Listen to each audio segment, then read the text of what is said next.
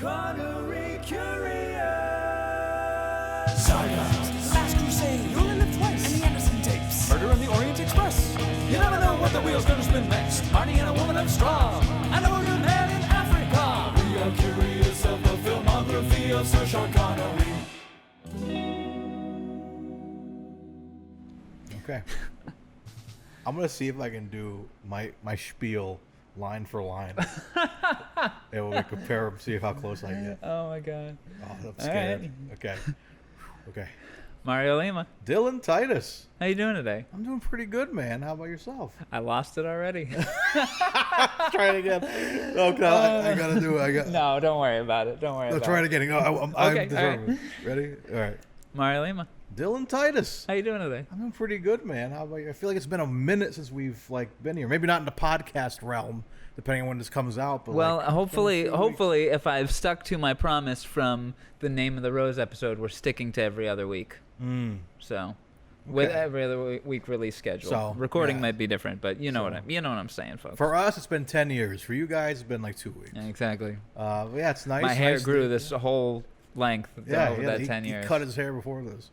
Yeah, right after the last episode. But yeah, we're just kind of hanging here. It's a little cooler today. I think because we don't have the fireplace on today. We got the water The place. bubbles, the tiny bubbles. Who sings that? John Ho. All right, I think now you're back on Okay. track. So, you know what? I'm going to include the alternate opening to this podcast. And see if and completely make them like Yeah. I repeat myself. Exactly.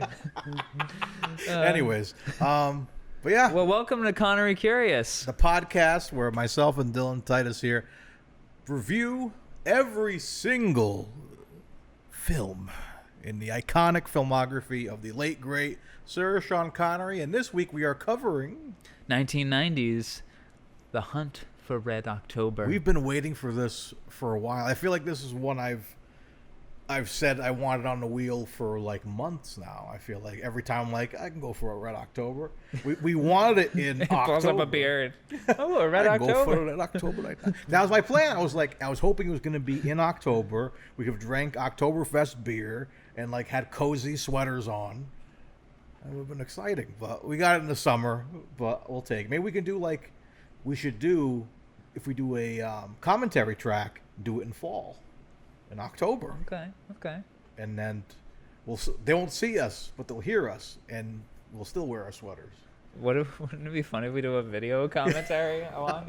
Are you going to watch both of them at this age? I have idea.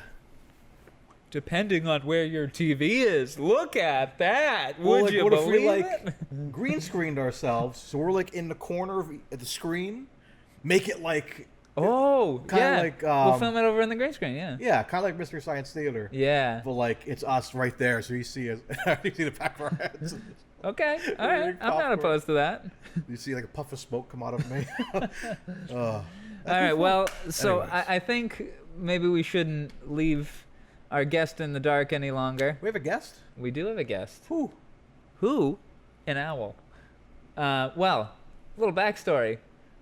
We had a guest lined up for this episode that was We really... had 5 guests. We had a line of guests. It was like Mary Poppins when they had like the line of nannies outside. And like the position's been filled. Yeah, a lot of people wanted to do this A episode. lot of people wanted this. There was people who were fucking fighting for this. But the first person to get it on the books that they wanted it was my cousin Nick Titus. So shout out to you, cousin Nick. Cousin Nick. Unfortunately, he couldn't be here today. He has a prior commitment that it took precedence. Life. And as a result, we have called in the next person in the line that wanted to discuss The Hunt for Red October with us. And that person is... Somebody else, but they had me instead. Were you there the whole time? Yeah, I've been here for the past 3 weeks. What have you been doing? Podcasting. But anyways. It's Lex Parrillo, Hi. a How's it going? returning guest. Is our first returning guest? No. Chris Hunt? Oh, Chris came twice. Yeah. Yes. And- He came twice. He did. Who else? I'm looking at our list here. Yeah, I think that'd be it. Wait, Tess only did one, right? Tess only did one, Yeah, yeah. Tess did one. Nicole did one. Yeah. Alicia did one. Sean mom Murphy's did coming one. back for 2. So Chris was the first repeat guest. You're the second repeat guest. Huh. We're running out of options. I'm kidding. I'm kidding. I'm kidding. That I'm ran, joking. I'm joking. That ran through my mind as you asked me Monday. No, I remember you saying that you were interested in discussing Yeah, the seriously. film. Yeah, we're not joking. When people like, there were a lot of people like, whenever you do Red October, I want to do that one because this is a film that's probably one of the top 5 besides a Bond film of his films. You know. And to be honest, it was partially out of convenience because it's time-wise, you're going away next week, Nashville. and we wanted to stick to our schedule, and you're close by. You know, you're a phone call away, Well, I appreciate and that. you were a great guest on League of Extraordinary Gentlemen. So we're happy to have you back. Thank you. I really appreciate you guys asking me. Of course. And I hope I don't like take up too much when I just want to get this out of the way quick. I just want to say this podcast you guys have been making, and it's been amazing, and I've been listening to it myself, and it's really helped broaden my my filmography. Like, I think I only saw like 3, maybe 4 Sean Connery movies before I started listening to your guys' podcasts, which was like Highlander, The Rock, Last Crusade, and Highlander, Last Crusade, You can- LXG. You can LXG. pull that microphone closer to you a little Yeah. bit. There you go. Yes, LXG. Yeah. Watch that episode. But yeah, like, Yeah, definitely watch that episode. That's a good episode of Connery Curious. but yeah, that. Before we were in the studio.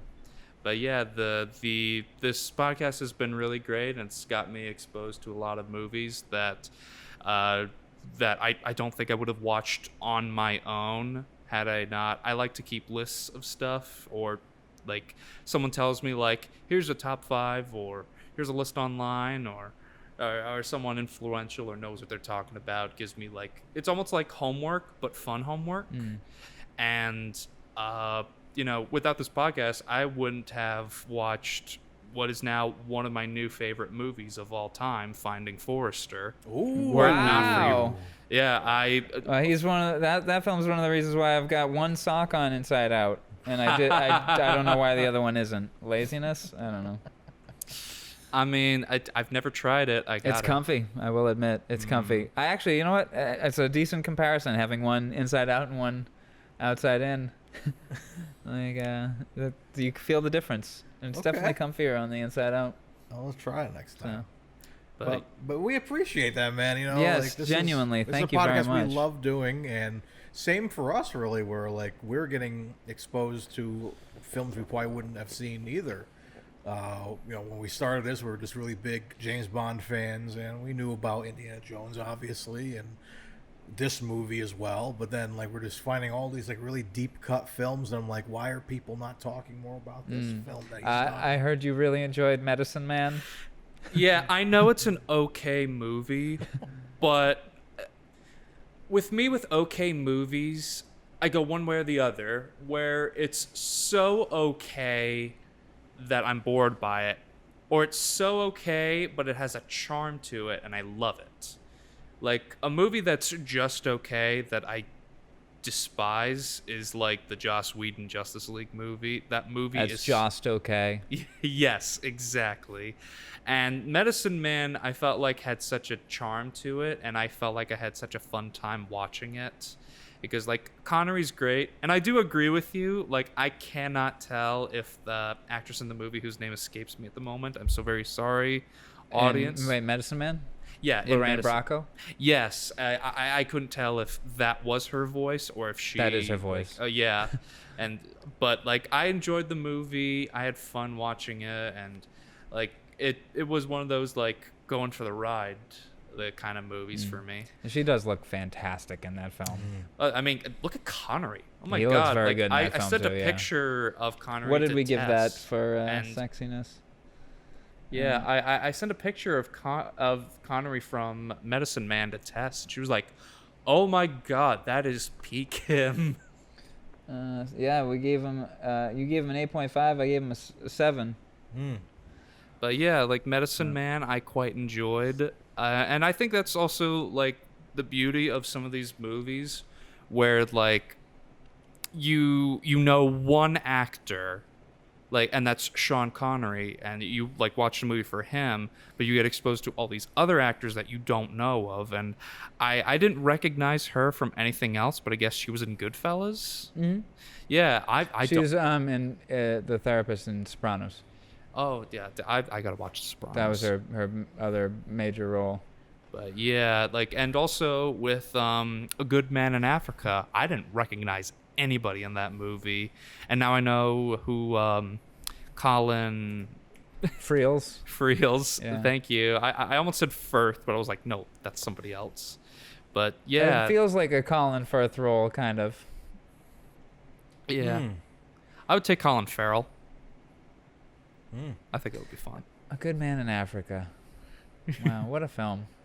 That's quite Yeah. a film. Yeah. Music. I love Africa. Oh, yes. Oh, my God. If you can't tell, audience, I'm a big fan of their podcast. You know, I Well, thank you.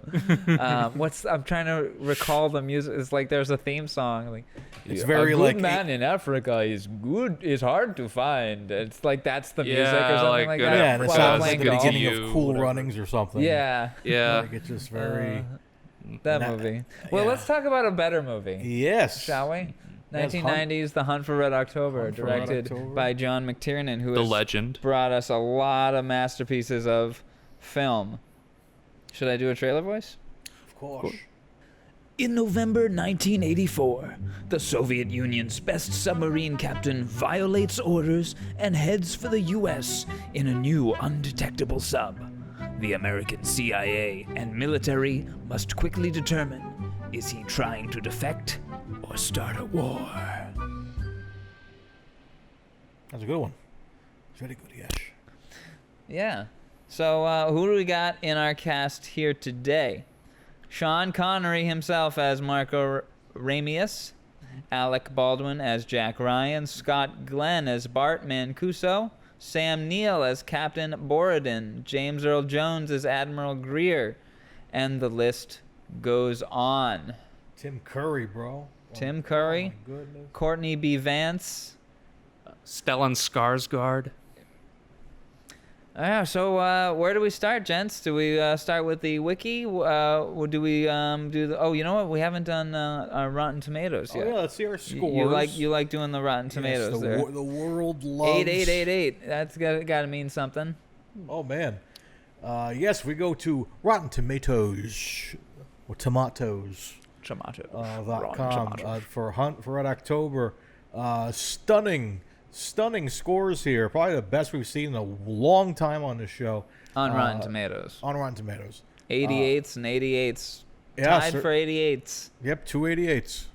Certified fresh, 88%. That's got to be and some kind of good luck charm. Hopefully. Yeah. Let's hope. But yeah, 88. What does it mean for this podcast, folks? Tell us. And what does IMDb give it? A 7.5. I feel all of those ratings are wrong, but I guess we'll get into it, huh? Okay. Yeah. So I guess shall we start with the wiki? Yeah, sure. Alrighty. In November 1984, Soviet submarine captain Marco Ramius is given command of Red October, a new Typhoon-class ballistic missile submarine with a Caterpillar drive, rendering it undetectable to a passive sonar. Ramius leaves port in northern Russia to conduct exercises along with Alpha-class attack submarine V.K. Konovalov, commanded by his former student Captain Tupolev. Tupolev! At sea, Ramius secretly kills political officer Ivan Putin and relays false orders to his crew that they are to conduct missile drills off America's east coast. American Los Angeles-class attack submarine USS Dallas, which had been shadowing Red October, loses contact once the sub's Caterpillar drive is engaged. Should we start there? Sure. Got notes, gentlemen? Yeah. Would you like me to go first? I would or- like you to go first. Well, I mean, my first note is I love the setup of, like how grounded in reality it kind of is. Like, we know, like, this is based on some true events, but this is mainly, their. Is it though? take. Do you know if it is? I mean, I've seen somewhere that it said that The Hunt for Red October is slightly based off of true events, but with like Tom Clancy novels, what I love about Tom Clancy, and I haven't really read his books, but I've seen like a couple of his movies, the information is ironclad, like Breaking Bad. So, here's theories about the source of the story, according to Wikipedia. The 2005 book, The Last Century, Valerie Sablin and the True Hunt for Red October by Gregory D. Young and Nate Braden suggests that the novel was based on the Soviet frigate Storezhevoy mutiny in 1975. Forgive me, folks, I'm going to butcher a lot of these. The 2020 Muse Entertainment documentary, The Real Hunt for Red October, claims that the story of Red October is based on the loss of Soviet submarine K-129, which was lost in 1968 and recovered by 1974's Project Azorian. The 1976 defection of Viktor Balenko flying his MiG-25P Foxbat aircraft from the Soviet Union to Japan. So there you go. Based off a true story loosely. Yeah. Well, also, I'm pretty sure Tom Clancy could have gotten that information because he was friends with 4-star, 5-star generals, and he would go like cookouts with them, and he like would ask them about like certain situations for his books and be like, how would this go? And they'd be like, well, technically this would have to happen, this have to happen, this have to happen. So a lot of the stuff that is jotted down in his stories is close to what could actually happen and not him just making something up. And so when someone reads it, they can't go, that would never happen. That's impossible. He joined the Army Reserve Officers Training Corps. However, he was ineligible to serve due to his myopia, which required him to wear thick eyeglasses. Alrighty, so give us your first note.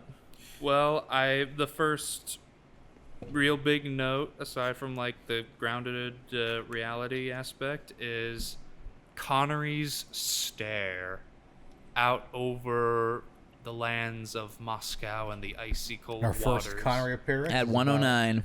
That's what I got. 109. 109, hey. I marked it too. You did? What'd you get? 109. Nice, there we go. Yeah, like that stare, like he says absolutely nothing. Meanwhile, he is saying everything. Especially because Once you know his intentions. yeah, like I think the movie also, like, it's already great, but it gets better every time you rewatch it. Like Captain America: The First Avenger, in my opinion. I think this is a better film than that, personally. I agree. I think it's a better film, but I still love The First Avenger.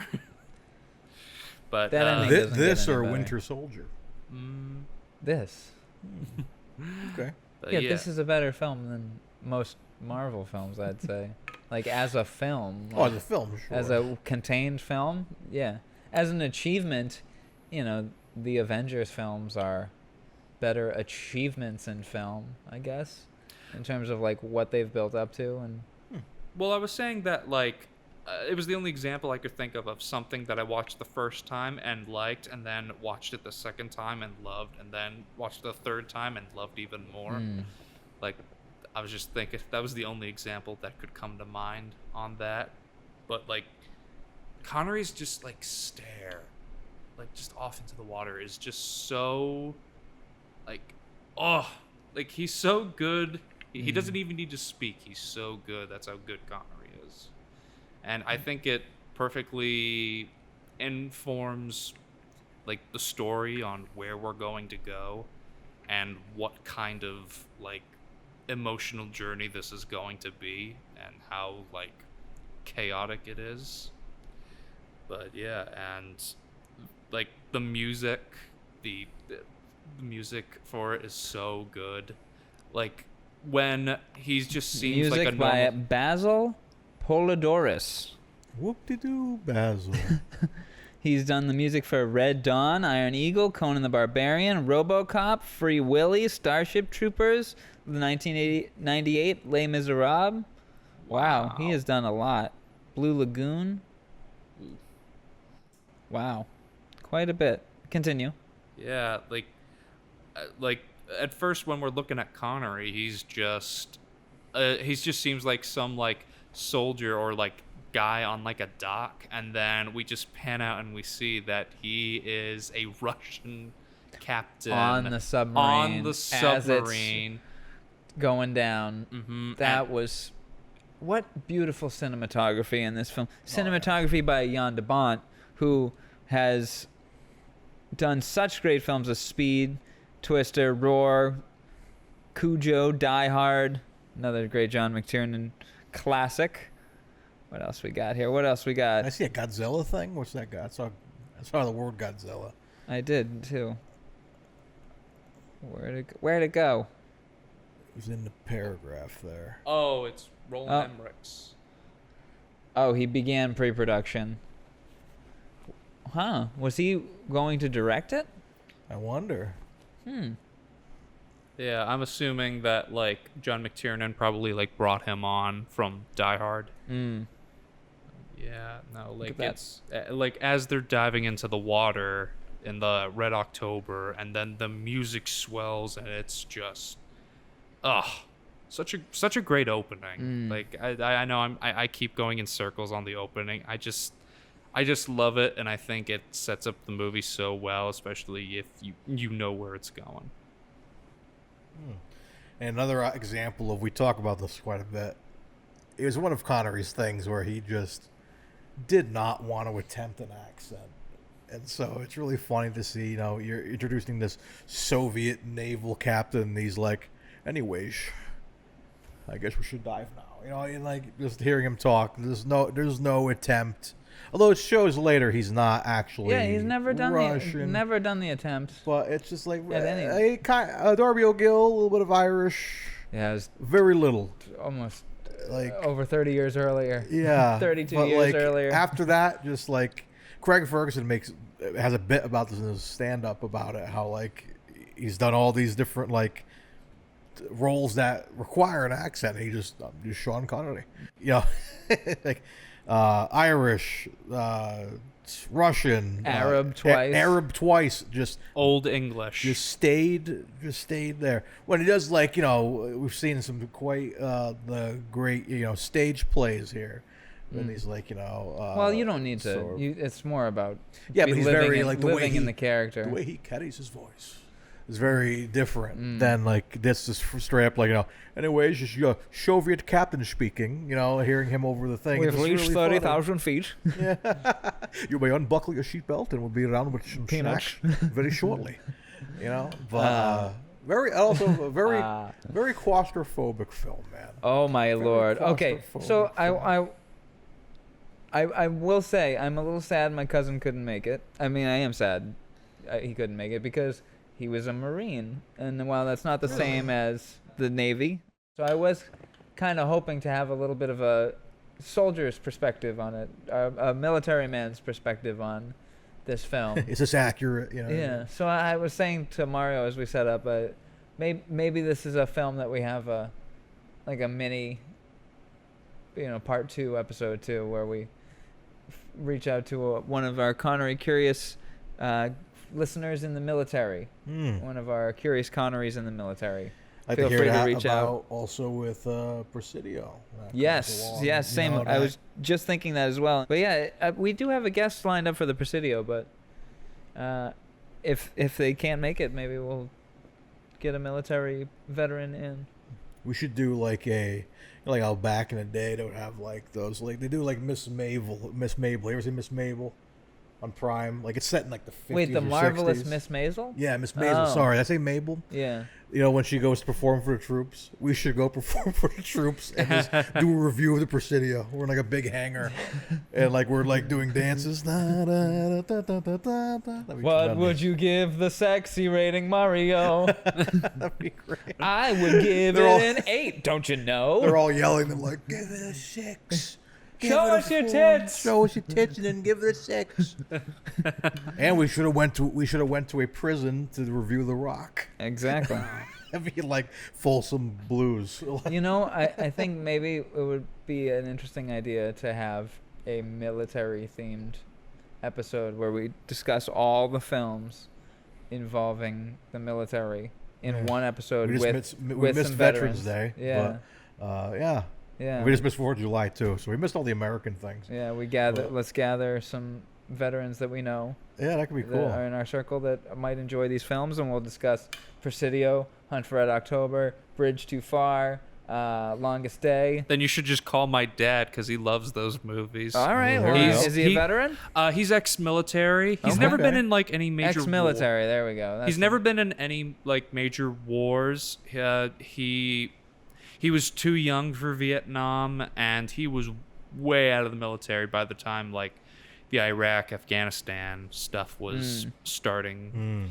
Like so like he told me that I should watch Presidio because he knows I like Mark Harmon and Sean Connery, and he's just like, you gotta check out Presidio. I'm excited for Presidio to see young Mark Harmon. Yeah. Yeah. Forever, I've just known him as Gibbs from NCIS. Exactly. Exactly. Oh, if you ever want to talk about NCIS, talk to my sister. She loves it. She watched all 15 seasons wow. on Netflix. My whole office had a discussion about the early seasons of NCIS the other day. Really? Yeah.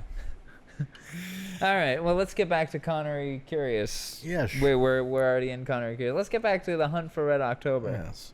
Full disclosure, my first note was 109, and then I didn't take notes for like 45 minutes. Yeah, because it's one of those things where Movie's like, so good. yeah, I was more distracted in watching it.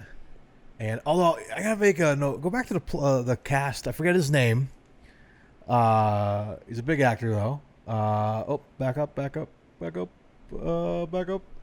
Oh, there's Sam Neill. Yes, Sam Neill. Close your eyes and listen to him talk.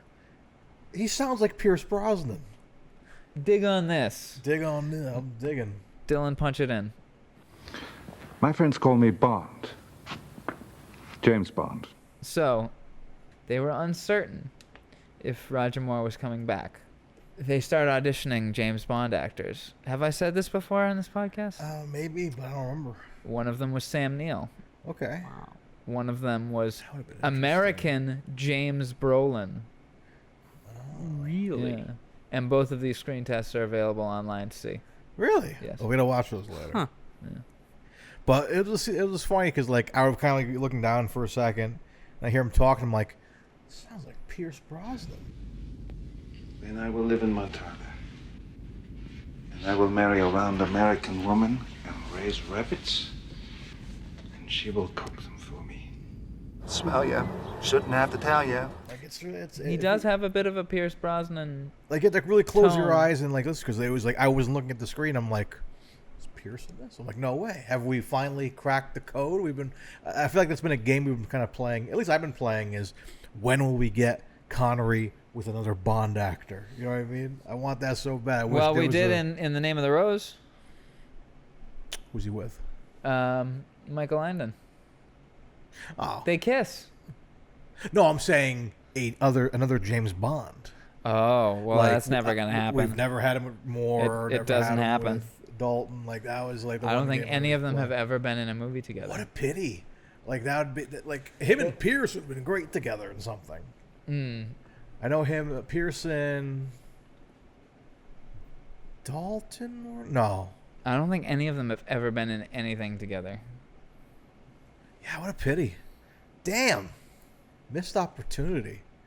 That'd be a fun movie, just like an action movie or. Well, you know, you could easily thriller. get Daniel Craig and Pierce Brosnan and Timothy Dalton in Sure. something Oh, yeah. together. Those three, easily. Yeah, but you could have. Lazenby just retired, so Yeah, Lazenby looking rough. I saw a picture of him recently. he just retired from public life because he's, yeah, You ever seen a picture of Gene Hackman recently? yeah, it looks interesting. That's yeah. Well, That's let's sad. not knock these old gentlemen.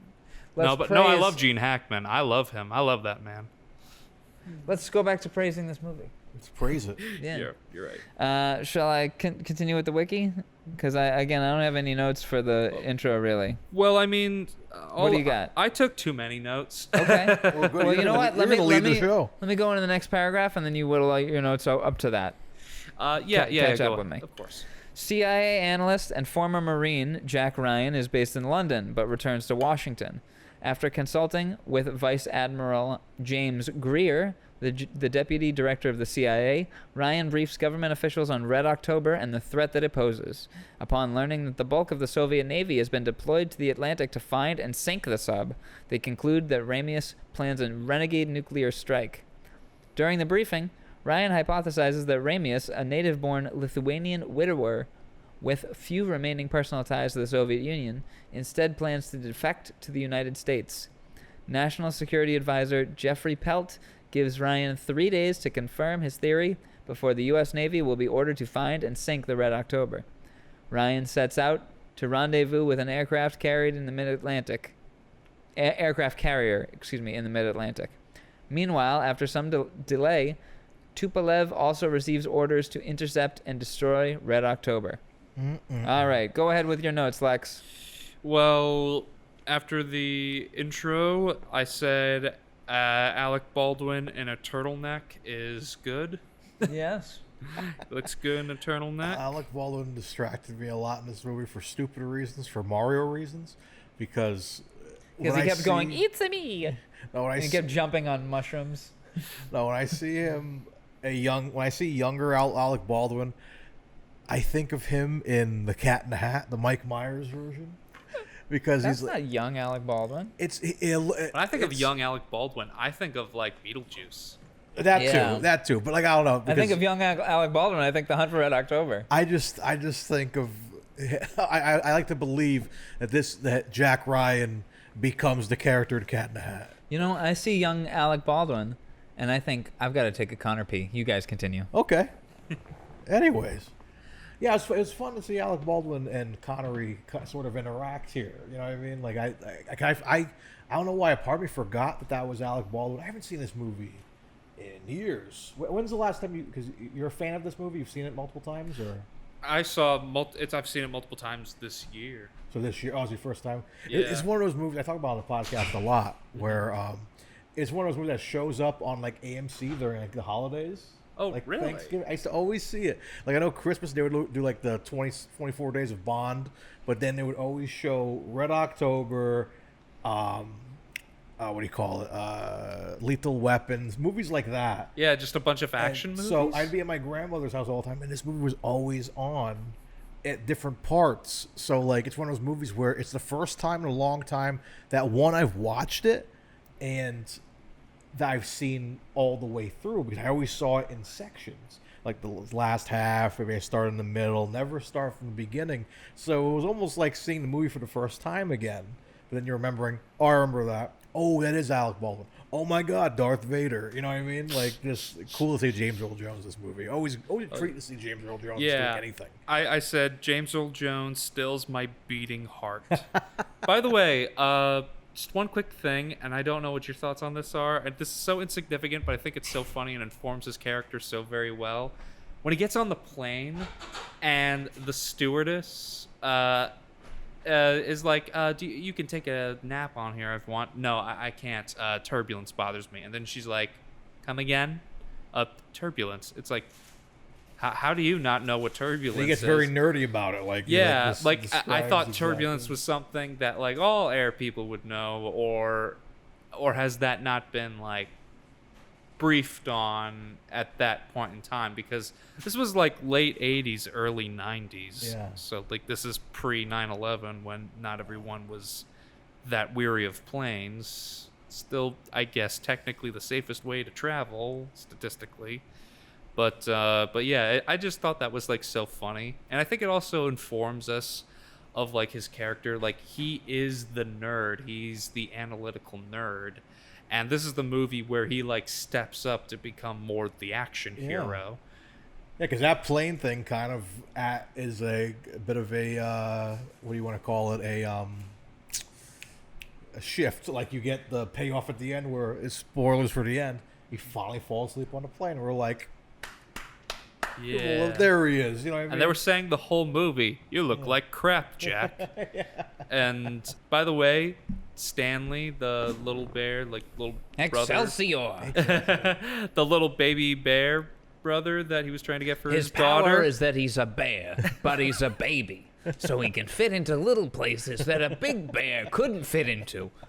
And he's By day, he's a secret agent, but he's a woman. And by night, he's a secret agent, but he's a baby and a bear. Excelsior! Yeah, that was like late 2000s. I think you just Stanley. explained Paddington Bear to everybody. And then he likes marmalade sandwiches. And he goes to prison, right? Isn't that the plot of Paddington 2? He goes The to second prison. one, yeah, he went to prison. And then he gets a prison husband. And he gets stuffed. Who's Every night the bear gets Who's stuffed. the actress in the? I feel just like- made a prison joke about the bear. But now it's gonna bother me. Who am I again? Stanley, Excelsior! Who was the guy in jail with him? I feel like it was a big actor. Trump. Oh, it was Brendan Gleeson, who was Mad Eye Moody in the Harry Potter series. Yeah. Oh. Yeah. I Oh, love- or was it Jeffrey Jones? Oh god. Oh, and I forgot Q's in the movie too. Ben Whishaw. He's the voice of Paddington. That's right. yeah. Wow. I forgot that that was him. Speaking of Colin Firth, he was the original voice of Paddington. But they changed it. Oh, and Jim Broadbent, who was also in the Potter series, Yeah. and Michael Gambon. That's right. Yeah. I'm gonna go watch Paddington 2 tonight. I still haven't seen it. I haven't seen Paddington 2. I loved Paddington 1. I watched that. Same. You guys want to hear like a real like cruel thing that happened to me on a cruise once? What happened? Where we had like we were cruising around the Caribbean. We were like out in Mexico, and so we had like it was a Carnival cruise, and they had like TVs in all the rooms, but they only played like certain movies. The only movies we got were speaking of Marvel, it was Age of Ultron, which I love, Cars 3, and Paddington 2. And the way just my schedule worked that day, every time I came into the room, fucking Paddington 2 was on. And so the whole cruise, I was waiting for Ultron, and I would catch the end of it, but I'd watch the whole fucking thing of Paddington 2. I watched Paddington 2, I think, 4 times on the cruise. I couldn't escape it. Was it good? It was I heard good. it's a masterpiece. It was good the first 4 times.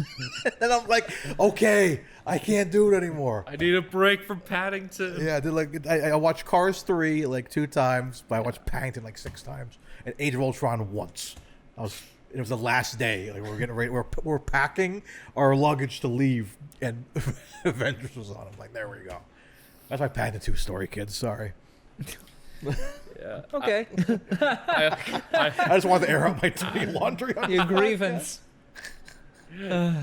Yeah, I also have a thing of Courtney B. Vance's character, Cobb Jones. He's great in this movie. I think, and he's one of the most crucial characters in this movie because he finds the Red October, even though it's Jonesy. clearly cloaked. Yeah, Jonesy. Sorry. Yeah, and he's so great in it. And then my next note, I skip back to the Red October, where I say the transition from Russian to English, I think, is flawless. That is one of the best parts of this movie, is just that little switch. And then the switch back when they finally meet. Oh. Yeah, that's a little confusing for me at Why? the end. Because there are points where I can't, once, you realize Jack Ryan can speak Russian, it's like, oh, okay. And then when they're talking back and forth, I had no idea if he was speaking in English He's speaking in or we're English. hearing the translation. Everyone is speaking English. It's the I am Groot. Jack Ryan says a little. He speaks a little Russian. Uh-huh.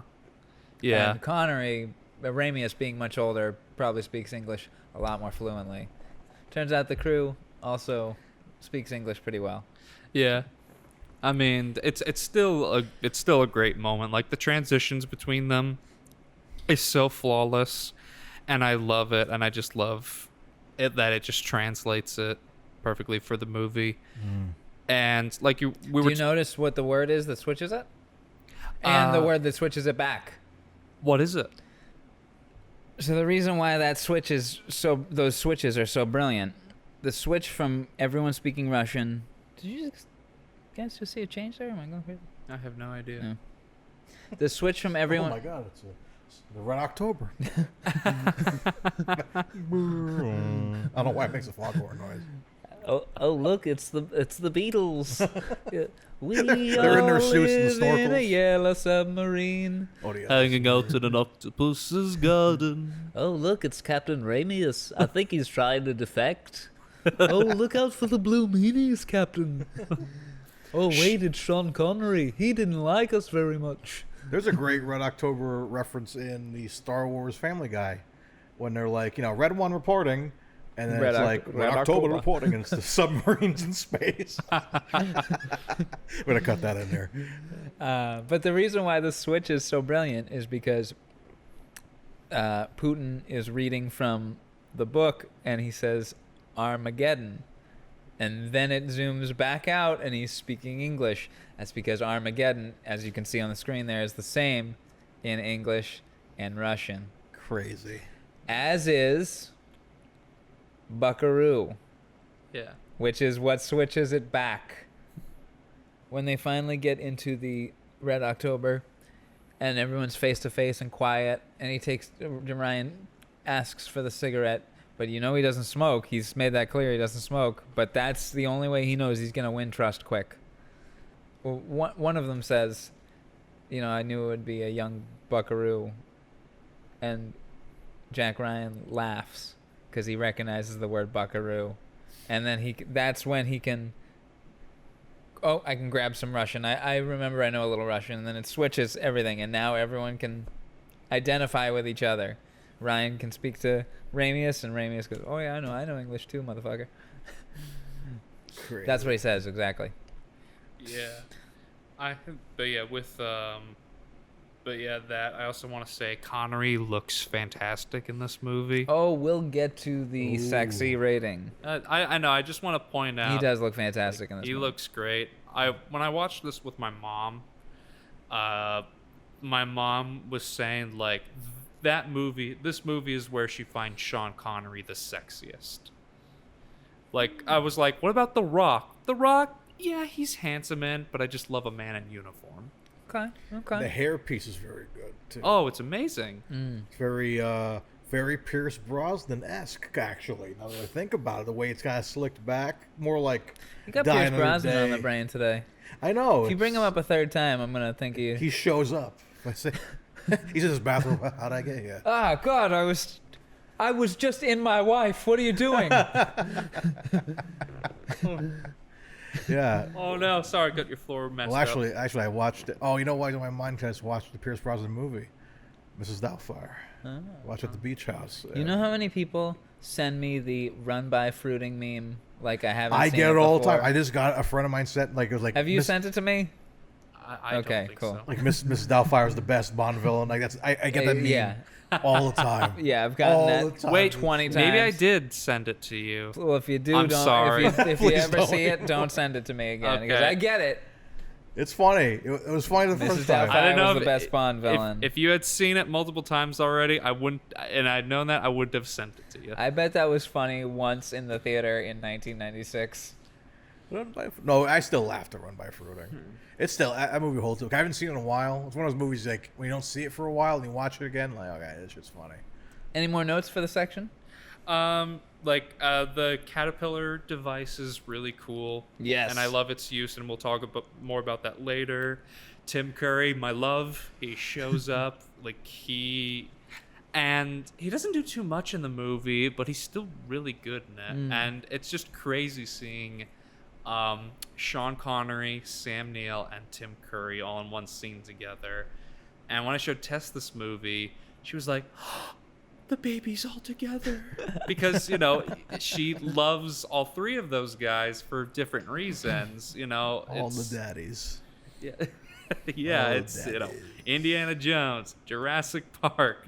Oh my god, Everything Tim Curry's in. everything Tim Curry's in. Scary Movie 2. No. We had the big Is he? nipples. But yeah, You remember he has the big nipple? That too? Yeah, I think Yeah, so. it right? is. He has Oh the- my he god. has the big Yes. nipples. Yes. Oh my gosh. And he's like the housekeeper. You know which what is popped like, into my head the other day, and I had to Google it, and I didn't remember what it was from, and it was from Scary Movie 2. Same eyes and same hair, same nose. To beep beep boop grab my strong beep hand. boop on the nose. that popped into my head. I was like playing with Mia, and I went beep boop, beep boop on the nose, and I'm like, "What is that from?" Every time I make mashed potatoes, I think of him. Cause I'm like, let me stir the taters. Stick his hand to stir the taters. Oh. Here we go. I think the taters are just about done. I'm just gonna give them one quick whisk here. Oh, let me give you a hand. Yeah. Why at it? Why don't you give me a standing ovation? I love when the girl's trying to seduce him down in the basement. He's like, "No, I can do it myself," and he just starts sucking himself off.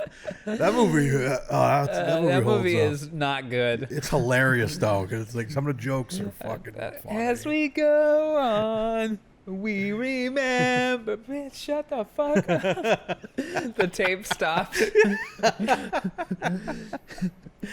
But yeah, Anyway. I also wanted to get this note out of the way. Like, one of the coldest lines in this is when he's like Burr. still convincing, when he's like still saying like, "I'm still part of, the Soviet Union, comrades," and like, and he says this line that's really cool of like, "They will tremble at the sound of our rockets, but now they will tremble at the sound of our silence." Hello, darkness, my old friend. I've come to submarine again. And in the submarine we're sinking. And then the And Mission Impossible Dead Reckoning. This reminded me of Dead And the Reckoning. AI that was trapped down in the sub. Glub, glub, glub. And feared the sound of silence. I'll just say Ethan. Of Ethan.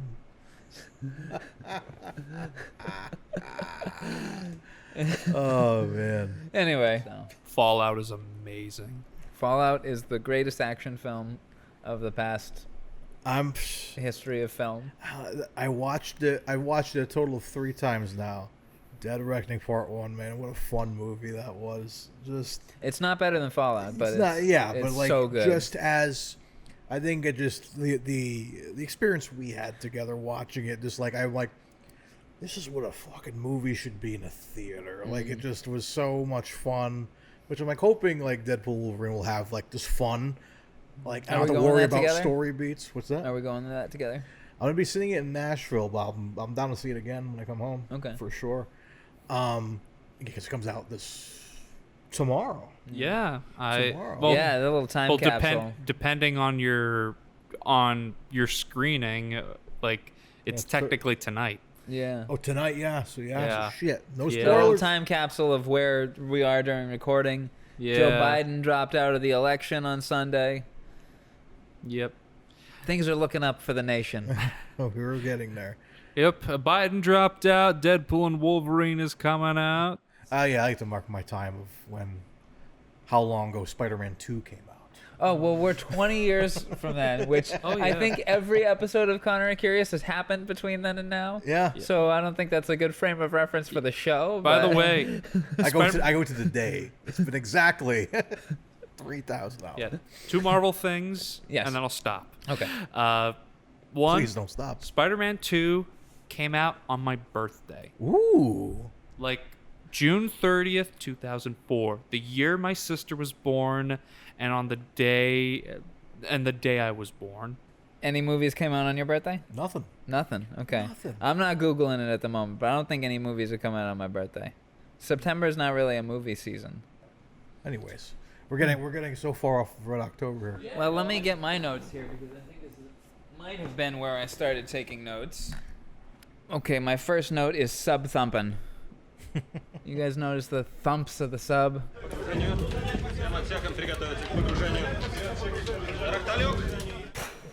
Oh yeah. I don't know if that's supposed to be the sub or just the music, the score, or just the sound. I don't know. I don't know what it's supposed to be, but I love it, and I wrote sub thumping Maybe all the as above. opposed to tub thumping. Ambiance sort of. I get knocked down, situation. but I get up again. You're never gonna kick me down. Pushing the night away. Anyone else got any more notes on this section? my notes go to when Jack Ryan is called to the meeting with like all the admirals and whatnot. But yeah, like I think it's That's also a great scene. I also just think it's funny, like before that, when Ramis's basically father-in-law gets his what I call the FU letter. Yeah, saying he's defecting. Yeah. Well, okay, that left me confused. Does he send that letter because he trusts him, or because? I think. Or do you think he's actually saying he's defecting? I think it's saying he's defecting. Okay. Because it's Because then he you've got immediately is like, we need to get this guy. Yeah, and well, I'm curious why that has happened. I want to listen to the audiobook of this. I'm curious why he does that, because I'm wondering if that's the thing that sets them off on the trail to go get him back. But then you cut to the ambassador in Washington, the Russian ambassador, and he's saying Ramius wrote a letter to our general saying he intends a nuclear strike. Was that that couldn't have been the actual content of the letter?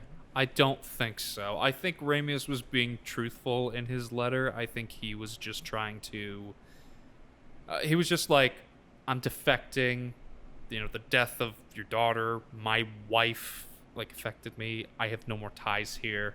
I'm sorry. It was probably... an uncle-in-law, I think. Yeah, I thought he said, oh, yeah, you're right. Uncle-in-law. My bad. And then... it was just I'm sorry, old friend, or something like that. And he's like, and now I leave. And, the ambassador was probably just saying that they were his manufacturing ass. that story. Yeah, they were like, he has the missile plans and radiation and he has human trafficking too. Yes, and he's murdered 37 babies too. So you really need to go get that guy. And he shot a dog. Don't tell John Wick. We need to get him first. He also shoplifted. He stole. Oh shit! John Wick is after us. Full speed ahead, boys. It's John Wick swimming after the sub. Oh shit! Full speed. With his bag of guns in his mouth, he's got the satchel in his mouth. I was thinking it's like a cartoon, The Hunt for Red October, has little holes that open up on the sides, and the guys all have oars, and then they just row really fast. I also like how you called it the Hunt for Red October. Guys, we've got to catch the Hunt for Red October. Wait, we're in the Hunt for Red October. Wait a second. Oh no, this is John Wick's Hunt for Red October. Oh, Full no. speed ahead. Oh, if only I wasn't some kind of Presidio We're gonna need a good medicine man after this. in Africa. Full speed to Africa. Marnie! Dragonheart for some reason. Well, another time, another place, I guess. From Russia with love. What was in my shoe? Oh, the rock. Welcome to the shoe. You ever seen The Man Who Would Be King? Very underrated movie. I was in it, Please don't kill me, John Wick. I have one copy, a Blu-ray copy of Men Who Would Be King. I'll give it to you. Do you want to watch Real Steel with me? This is going to be a callback to the first episode. It's this DVD of The Man Who Would Be King that I have for you, Keanu Reeves. It's only half the movie. You've got to flip it over to the other side, but then the other half of the movie won't be there. Because that's what happened to Dylan the first time he tried to watch the movie. He only had half of it. Really? That's what happened? Yes, it was one of those DVDs where it's double-sided, widescreen on one side and full screen on the other, like a DVD that would have come out when you were a baby. Oh. Yes, that's how DVDs used to be. Yeah. When special features were interactive menu. Yeah, I was never a fan of those. Well, no, those are just what early DVDs were. My Never Say Never Again DVD, it actually had that. Special feature, interactive full menu. screen, you flipped it and it was widescreen. Yeah. Really so cool. the DVD of Man Who Would Be King was like that. It looked like that. And I was like, flip to other side. And I flipped to the other side. And there was nothing there. At all. Special features. But it's like a so game. I'm watching the movie, and halfway through it cuts off. Oh. No explanation.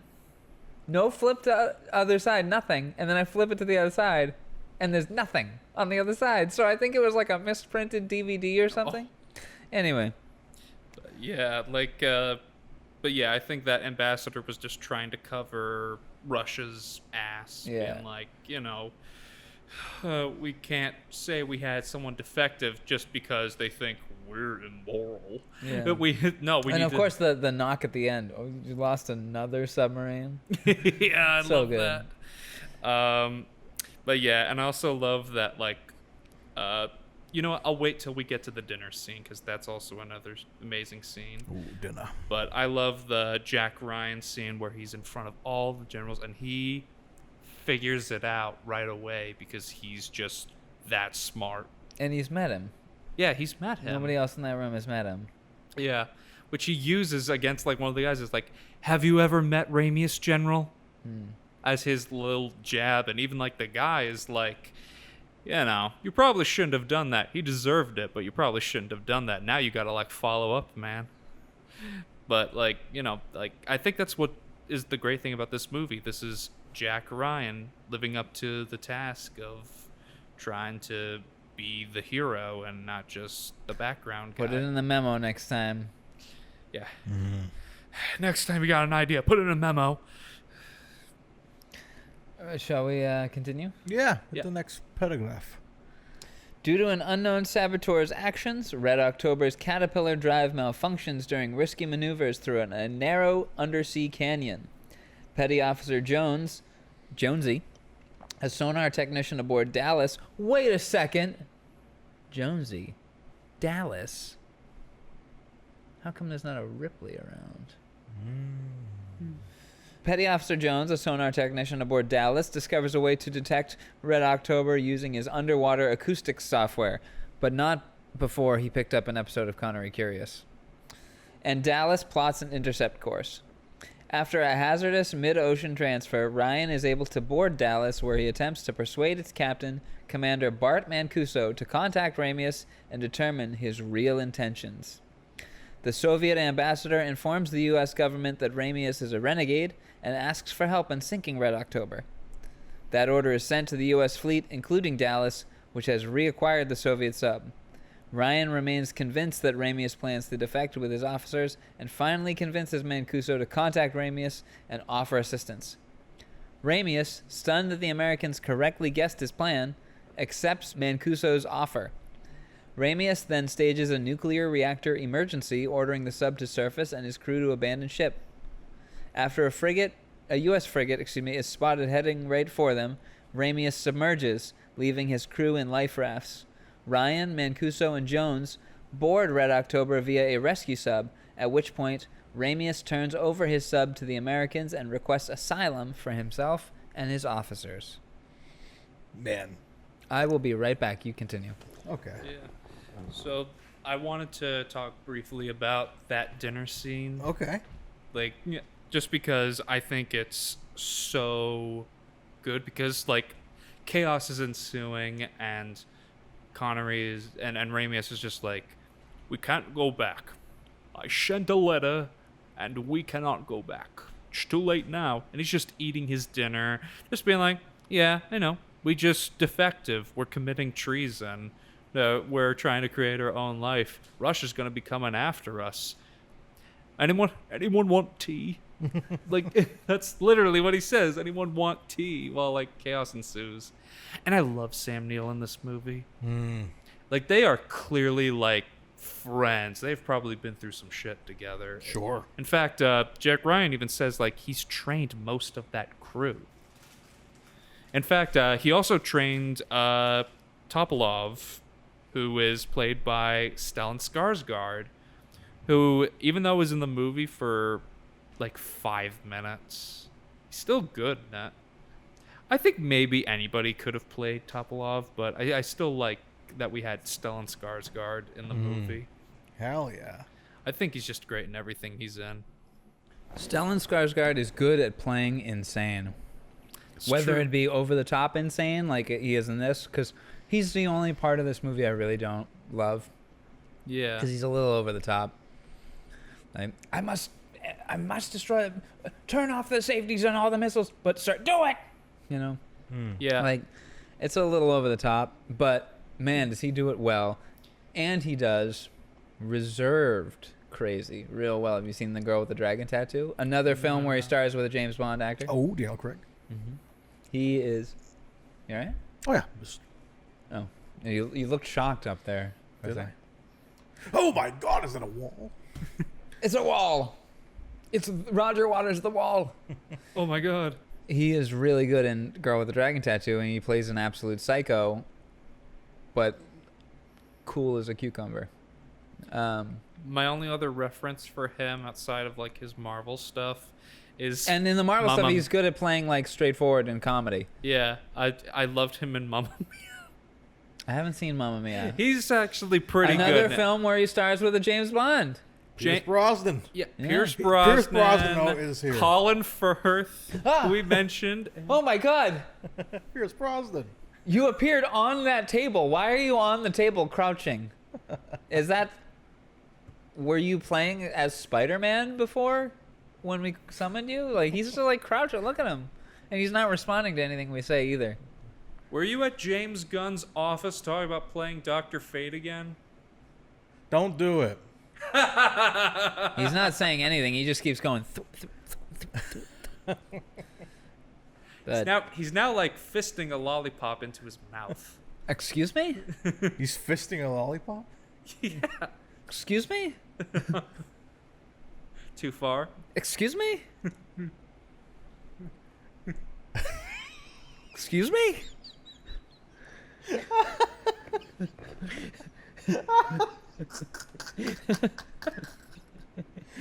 I love you took your glass off and closed your eyes. Are you there? Where'd everybody go? Hello? It helps. Helps with the shock. It helps you get through the shock. Oh no, I see better. When I take my glasses off, I can see better with my eyes closed. Oh, this is going off the rails. Your laugh, Mario. I'm using this clip for social media. Burt Reynolds' laugh is going out. This is going on the TikTok. Yep. All right. Where are we?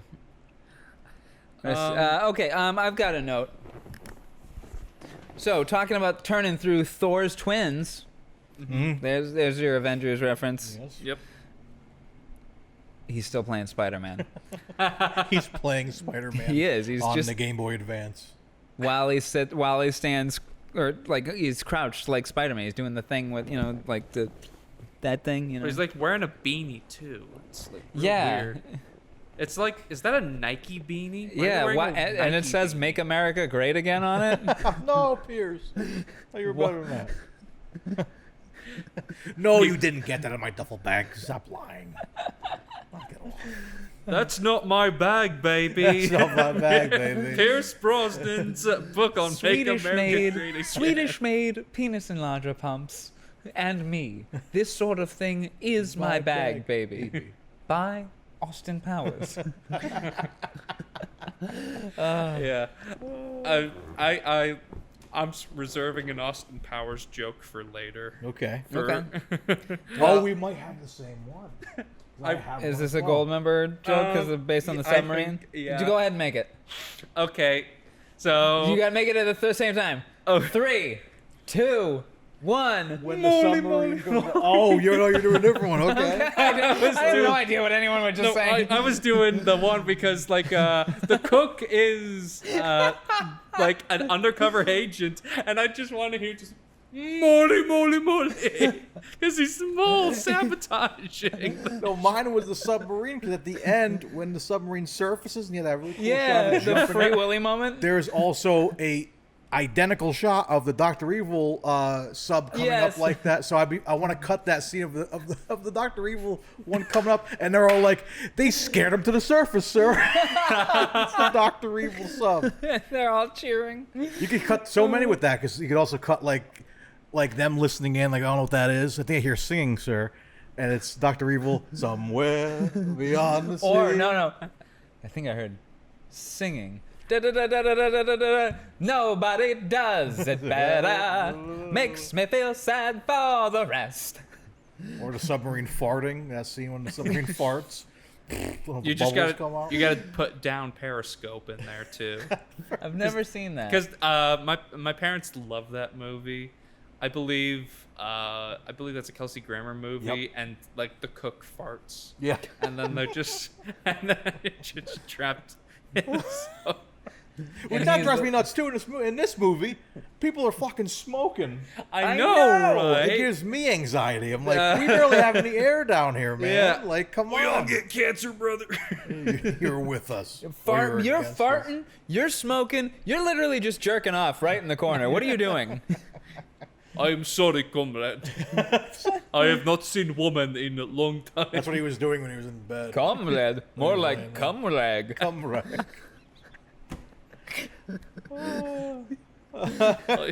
I have made you my comrade. Comrade? Yes. So I have a note that, do you notice when he's turning through Thor's twins there, he sings and the score comes up just ever so slightly. You can hear the singing of the chorus, and Connery's, you see him like mouth along now, and that's when you guys notice that. I don't think I noticed I don't that, think I no. noticed that. I didn't notice it the first time I watched this film, but upon this watch, I had to Wow. go back and watch that. trippy little moment. Like he's just got an internal clock in his head, which ties into the next one where he, directs Jack Ryan on how to turn properly. Yeah. And then that moment where, after they've successfully navigated Thor's twins, and Connery just looks at Sam Neill and catches the cup so casually. Yeah. So cool.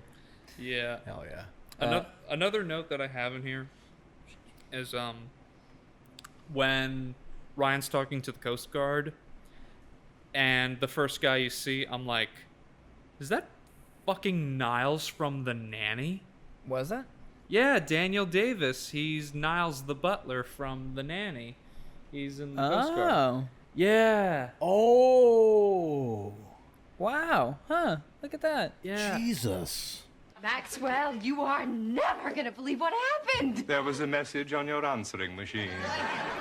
He is great in everything.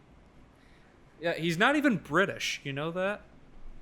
The American? Yeah, he's American. He just did a British accent so well in The Nanny. Wow. So much so that, like, the guy that played Mr. Sheffield, like, people said that his accent was fake. And it's like, why can't you be more like Daniel Davis with his real accent? Oh my god.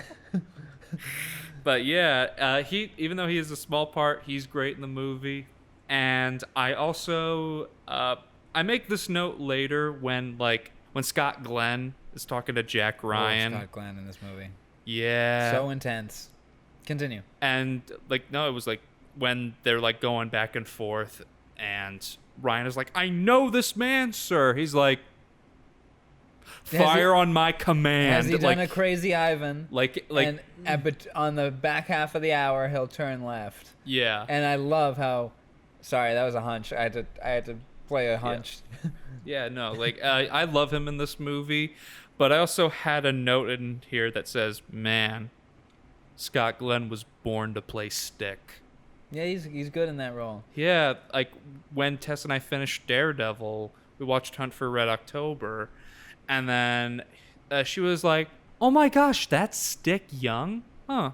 Because she never saw Scott Glenn in anything Well, else. another film. I'm gonna bring this up. Another film from the time that you can see him in, that I feel everything before Jack Ryan goes out to sea, everything where he's on land looks and feels so very similar to another film starring Scott Glenn just a year later, The Silence of the Lambs. You guys seen that film? Yeah. Yeah. That it just feels like the same world. You know what I mean? It feels like the same world. Both are written as, crime intelligence stories, like with the power of criminal intelligence and how that helps avert catastrophe or bring bad people to justice. Both have Scott Glenn. Both feel like, they're shot in middle of fall in New England. And I mean, I know Silence of the Lambs isn't in New England, but it just has that very crisp feel. Yeah. So, yeah, watch Silence of the Lambs with Tess if she hasn't seen young Scott Glenn. Actually, you know what? She might not enjoy Silence of the Lambs. She may not, but it's one of those movies that you gotta see. It's an absolute masterpiece. It's one of those movies you have to see. Yeah. Like my parents don't like mobster movies, but they were like, you have to at least see The Godfather. Like, it's a movie you need to see once in your life. You have to see two. I still need to see two. You're Oh, right. it's phenomenal. Yeah. Two. I like one better. Like, one is more comfort food for me. But goddamn, two is a masterpiece of film. Two is an absolute fucking masterpiece. Three don't bother.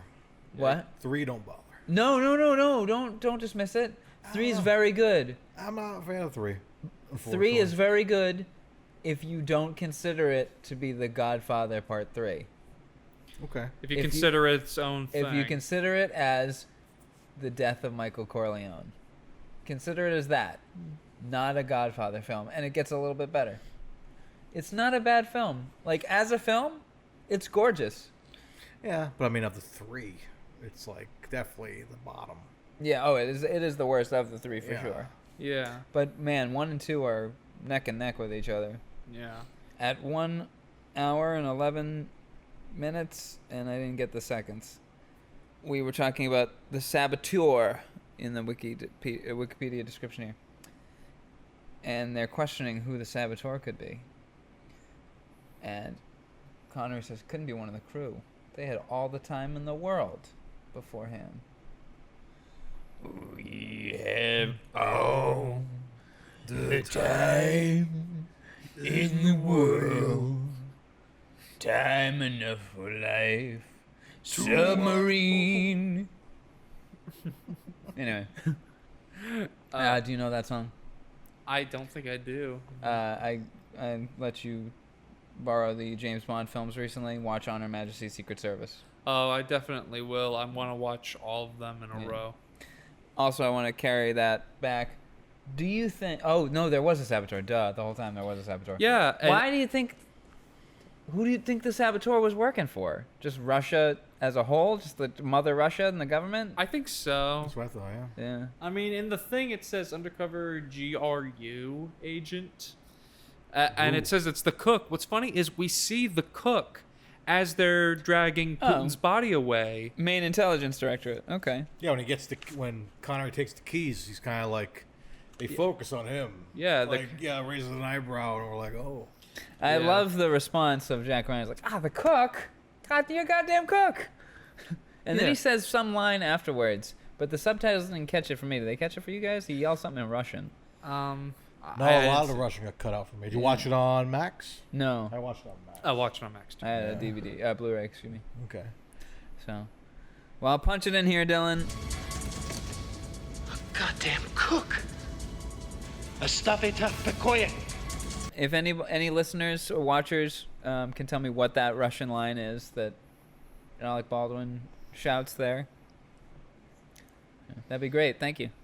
I also want to get to when Jack Ryan is delivered to like the people out at sea with Jonesy and Scott Glenn. Like he drops in the water. Man, that must have been so fucking cold. Like And scary. And he was like, I have a job to do. Like, Actually, to be honest, if there was any episode that I think my dad would have wanted to be on if he was alive would have been this one. Mm. Because my dad was in the Coast Guard, and he did stuff like that. Really? Like, out to sea rescues. Damn. He wasn't in a submarine, but he would be, if... Like rappelling down to grab somebody and pull back up?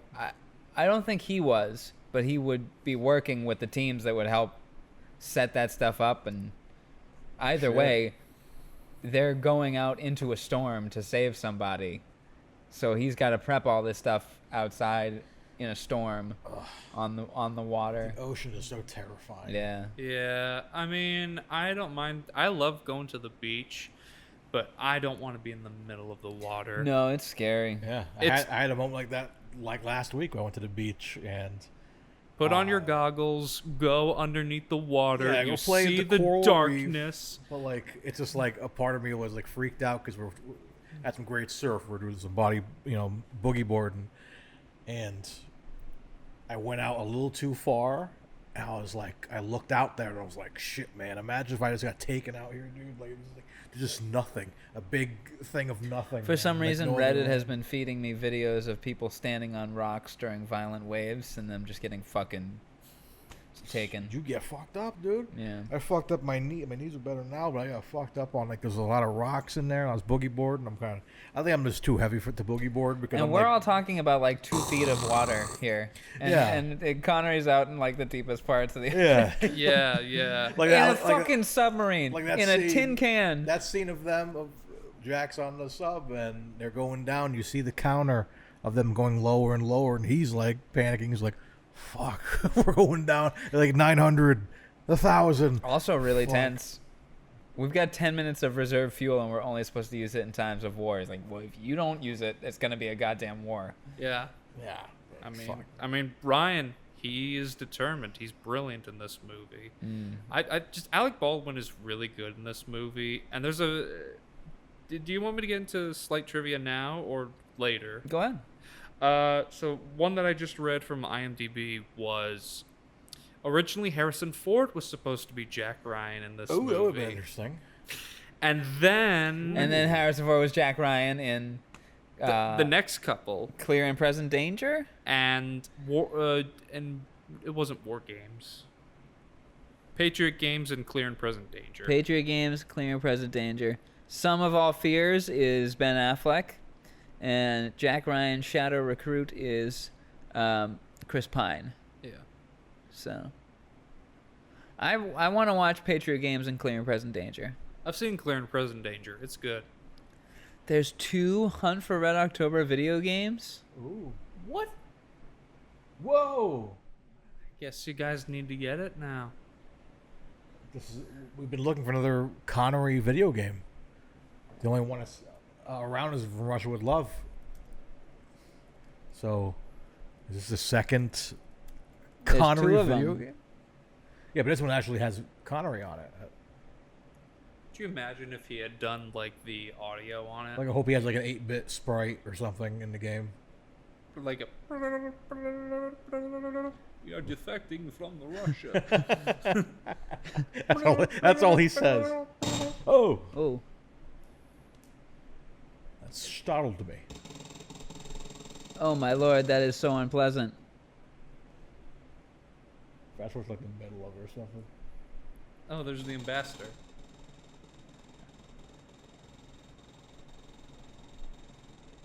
Oh yeah, look, there's the cutscenes. Whoa! Oh my god. Whoa! That's awesome. Is Connery in it? Is it some message intercept? Red October, lashed sheen. Oh boy, this is going to need to be sped up. Glorious 240. I want this remastered in 4K. Absolutely. But it's Connery. Yeah, let's see if they've got Connery. Or it just seems to be those two pointing back and forth at each other. Let's see what happens. Whoa!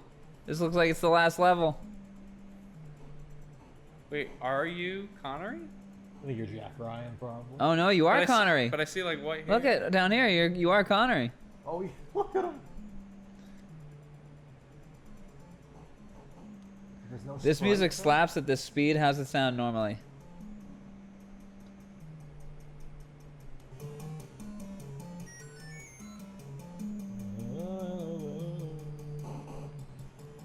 Maybe fun guitar line.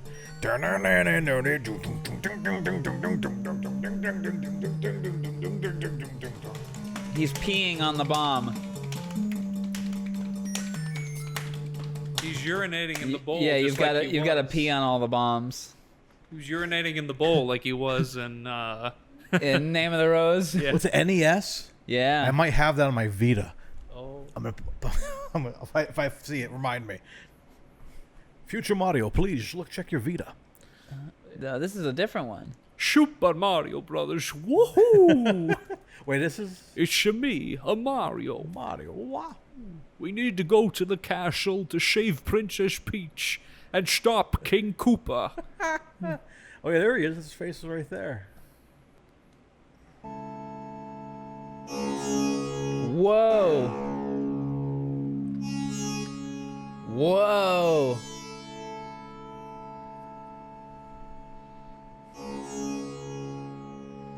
Freaking me out a little bit. That's fucking awesome. Grand Slam. Operation Grand Slam. I'll put it.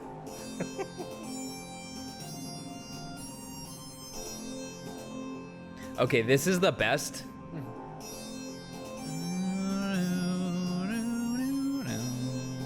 This fucking slaps. Oh, you actually pilot the sub. Whoa. Oh, that's awesome. And this music is amazing. Yeah. Game Oh over. my God. You scored 300. Dylan, if you ever get the chance, edit the audio of Hunt for Red October, like when they're going through Thor's twins with this music. Oh my lord.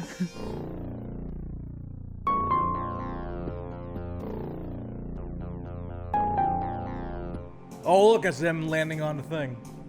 Oh my god.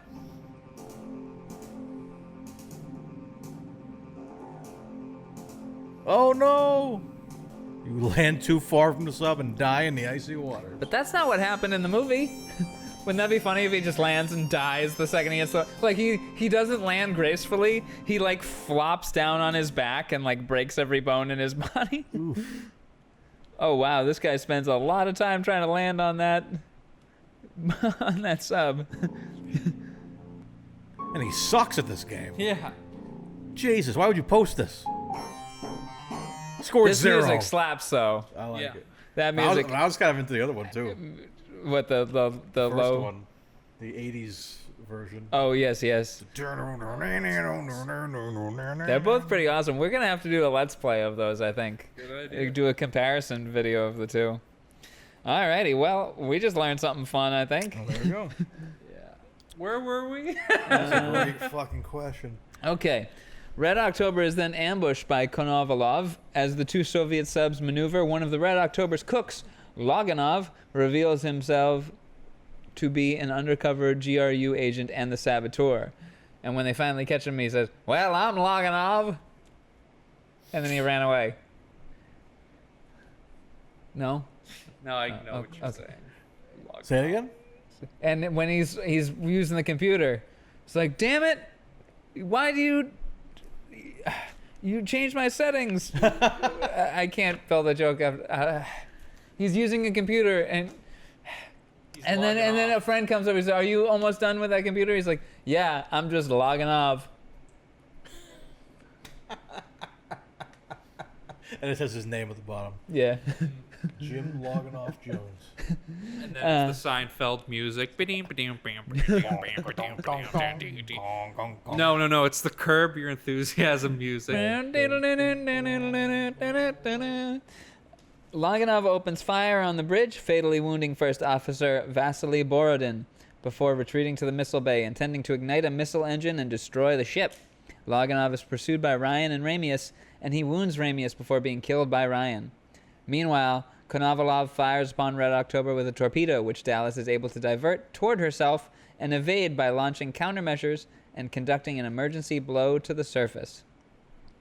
The torpedo reacquires Red October, but Mancuso executes a maneuver that diverts the torpedo towards Konovalov, which strikes and destroys it.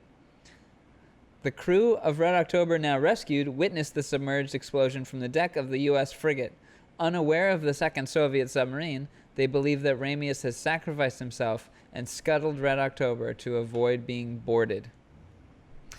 I think we can... we got one more little paragraph. might as well from hit that? that while you're here. Ryan and Ramius, their subterfuge complete, navigate Red October to the Penobscot River in Maine. Ramius admits that he defected because he believed Red October was intended for a preemptive nuclear first strike against the United States and was unwilling to support such an action. Ryan boards a flight home and, thanks to his exertions, is finally able to sleep aboard a plane while seated next to a teddy bear intended for his daughter. I've got to see what this Wikipedia page is. Fear of flying. Okay. Huh. I like how that gets its own Wikipedia page from this. I mean, obviously it should have its own Wikipedia page, but specifically linked to this film. All right, so I've got some notes here. Montana, Heart.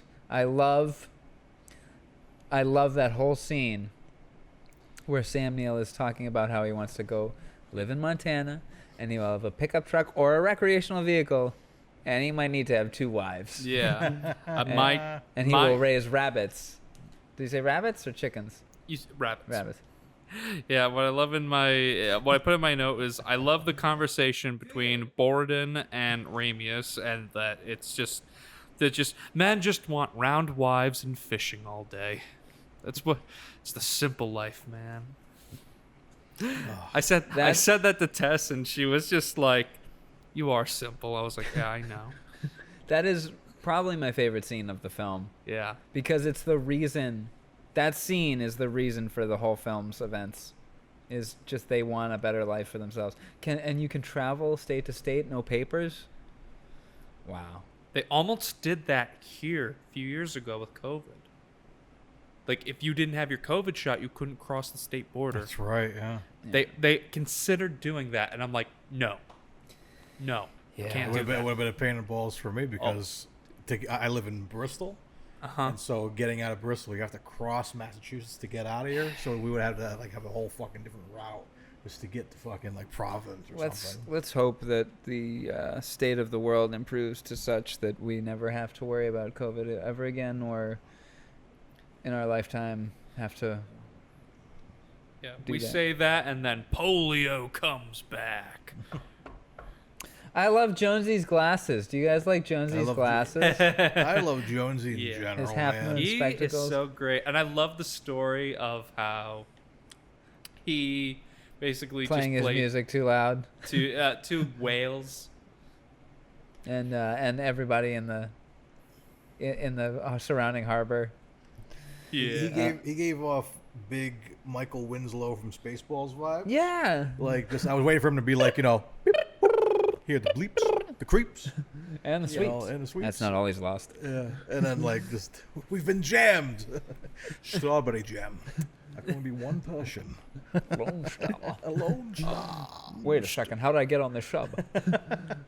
They get Editor, you messed up. they grab a VHS of Red October, rewind it, and they're like, they're no, like, go further back. When will then be now?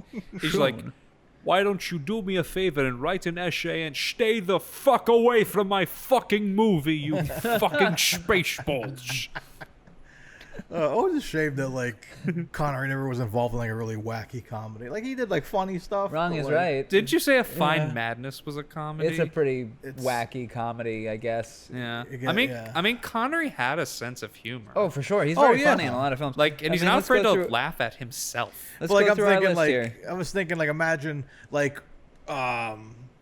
what movie is it? Like a Mel Brooks movie or Cannonball Run. Roger Moore is in it, and he plays himself, but he thinks he's James Bond, and he's driving a DB5. But I always wonder how funny it would have been if Connery was in that. I just want to see Connery do something really funny, but we don't He's really funny see in it. the first grade train robbery. Yeah. Could you imagine if in Smokey and the Bandit that instead of Burt Reynolds it was Sean Connery? Oh man, I just watched both Bandit movies. Like, oh my That would be god, interesting. that'd be. Well, I mean, hilarious. for Diamonds Are Forever, before they had Connery back, they were considering Burt Reynolds. Burt Reynolds kind of was the like not American Connery, but like he was like, what a sex symbol that dude was. Yeah. Like I just watching Smoking the Bandit, I'm like, yeah, he's fucking hot, dude. Like He's like Harrison Ford and Tom Selleck rolled into like. oh, he's just one so cool, person. man. Like driving the Firebird around with the cowboy hat on, and like just the way he carries himself. I would love to do a Burt Curious. Like, Yeah, you know what I mean? I had an idea for you guys. Like, when you're done with Connery, maybe you do a Roger Moore podcast. Yeah. It's called "There's More Than We Thought." more. Or more movies, or Yeah, yeah. more time. You could have my dad on one of those episodes. He loves Roger Moore, especially in Bond. Oh yeah. He also was a fan of him in The Saints. Or is it Oh The yeah, Saints? the Saint. Yeah. The Saint. By the way, did you know? You guys probably know this. Roger Moore was James Bond 7 years before he was James Bond. Yes, in a Yeah. sketch. Yeah. Who would have thought that would come true? His audition. So yeah, I think Wrong is Right might be our like purest Connery comedy. Yeah, that's the most I've ever laughed with him. I guess. That or Oh no, he's funny. that or Fine Madness. He's funny in Playing by Heart. Flying by Heart. We find him funny in Edinburgh. Yes. Because he looks so mad at people being any close to him. I thought he was funny in Dragonheart. Oh yeah, that's Yeah, he's Like, pretty funny. He's like playful. I texted you, Dylan. I said I am not the biggest fan of Dragonheart. The only thing I like about that whole movie is that Sean Connery plays a terrible CGI sassy dragon. Did I send you the lightsaber clip I made of that film? I don't think you did. I must have. gotta look through your text again. Dennis Quaid and David Thewlis fighting with lightsabers. Yeah. Anyway, okay, I've got 2 more notes left, and that's the rest of my stuff. All right. What do you guys think of Alec Baldwin's Connery impression? Oh, I thought it was great. I loved it. How fun. funny is it that both the episodes you're on are films with other actors doing Connery impressions? That's Yeah, right. it was That's right. The Mina Harker. Mina Harker doing She that. does a Connery impression. And then Jack Ryan and what other movies do like other people do like Connery impressions? That's the only two that I know of. Mario, do you recall Really? any? They do impressions of him. Really? Medicine Man, was there one? No. I don't recall. I don't think Lorraine Bracco. No. I don't think she's Lorraine Mocco. Yeah, I think it's just those that we mentioned so far. We still have a lot of So But when she gets there, it's all rainy, so she needs to change her Lorraine Sockos. I know that What cartoon are you watching? Oh, Lorraine's Rocco's Modern Life. Alrighty. I know you have me. I asked you to put me down for Highlander 2: The Quickening. We do have a guest lined up for that. Oh, I know I requested that, but could you imagine if I do end up doing that episode? I'm not begging you guys. Like, if you guys want me on or don't, it's perfectly okay. It's your podcast, your show, man. we've had a show with 2 guests on before. Yeah, I will say. Oh no, go ahead and make your point first. I was saying that. Imagine Everything if I okay, Martin? was on that podcast Oh, Sam, go on. episode, Few and texts. then apparently, if Christopher Lambert or a different actor does a Connery impression. Lambert. Yeah. Oh, it's Lambert. Yeah. I thought it was Lambert. Lambert? Yeah, he's French. Oh, Lambert. I guess. Gesundheit. Thanks. Yeah. Highlander. I haven't seen that movie in years. Well, We're very excited, kind of, to see 2. How bad it's been received. I'm very excited to see. So here's what I think for 2. So I will say our current guest lined up is Sean Murphy, and I know he's excited for it because we talked about it on our business trip. Yeah. So here's what I think we should do for Highlander 2. I think we should watch both versions. Wait, there's 2 versions? There are 2 versions. And because they're so drastically different. So you've seen Highlander, right? Yes, I've seen. Spoilers for Highlander. I was about to say Spoilanders. Spoilers for Highlander. They're immortal. Spoilers for Highlander 2. The original theatrical cut of Highlander 2 makes them aliens. Then the re-edited Renegade cut, or Renegade version or whatever, changes that so that they're not aliens. That requires a lot of edit. So as from what I'm reading, the difference between the two is large. I think we should watch both of them. And 2 separate guests. No, we make Sean Murphy watch both of them too. So Sean, you have to watch Highlander 1 and 2 versions of Highlander 2, and you've got 3 kids. That's like me when I punked myself. 'Cause I've been rewatching all You the pumped Deadpool. yourself? Punked. Oh, punked. I thought going back to David Cross in the wheelchair. I can do it myself. I can do it myself. He pumped himself. I watched. I've been watching all the Deadpool movies to get ready for Deadpool and Wolverine, and I forgot that they released Once Upon a Deadpool, which is the PG Oh, version yeah. with Yeah. Fred Savage. They do the whole. And it's Oh, I very love different, right? right? Yeah, they cut like certain when like But they add certain stuff. scenes happen. I'm sure and they had Fred to- Savage. He's reading the book of Fred Savage, like in Princess Bride, same set and everything. They had to cut baby balls, right? Yeah, there's a lot of like it's censored. Yeah. A lot of things are cut. For, just like sexual. Like when they kiss, they like cut back to him, and he's like, "You gonna say the line?" So I'm not gonna say the line. Like, no, you gotta say the thing. Like, this is a kissing book from Princess Yeah. Bride. So that's the difference. But you're essentially watching the movie twice. Yeah. So it's kind of like Highlander 2. Those 2 cuts. They're the same movie but different. It cuts back to Sean Connery reading to Ben Savage in bed. Yes, and they were aliens the whole time. That'd be tremendous. What? That sucks. Grandpa, read me a new book. Fine, rip.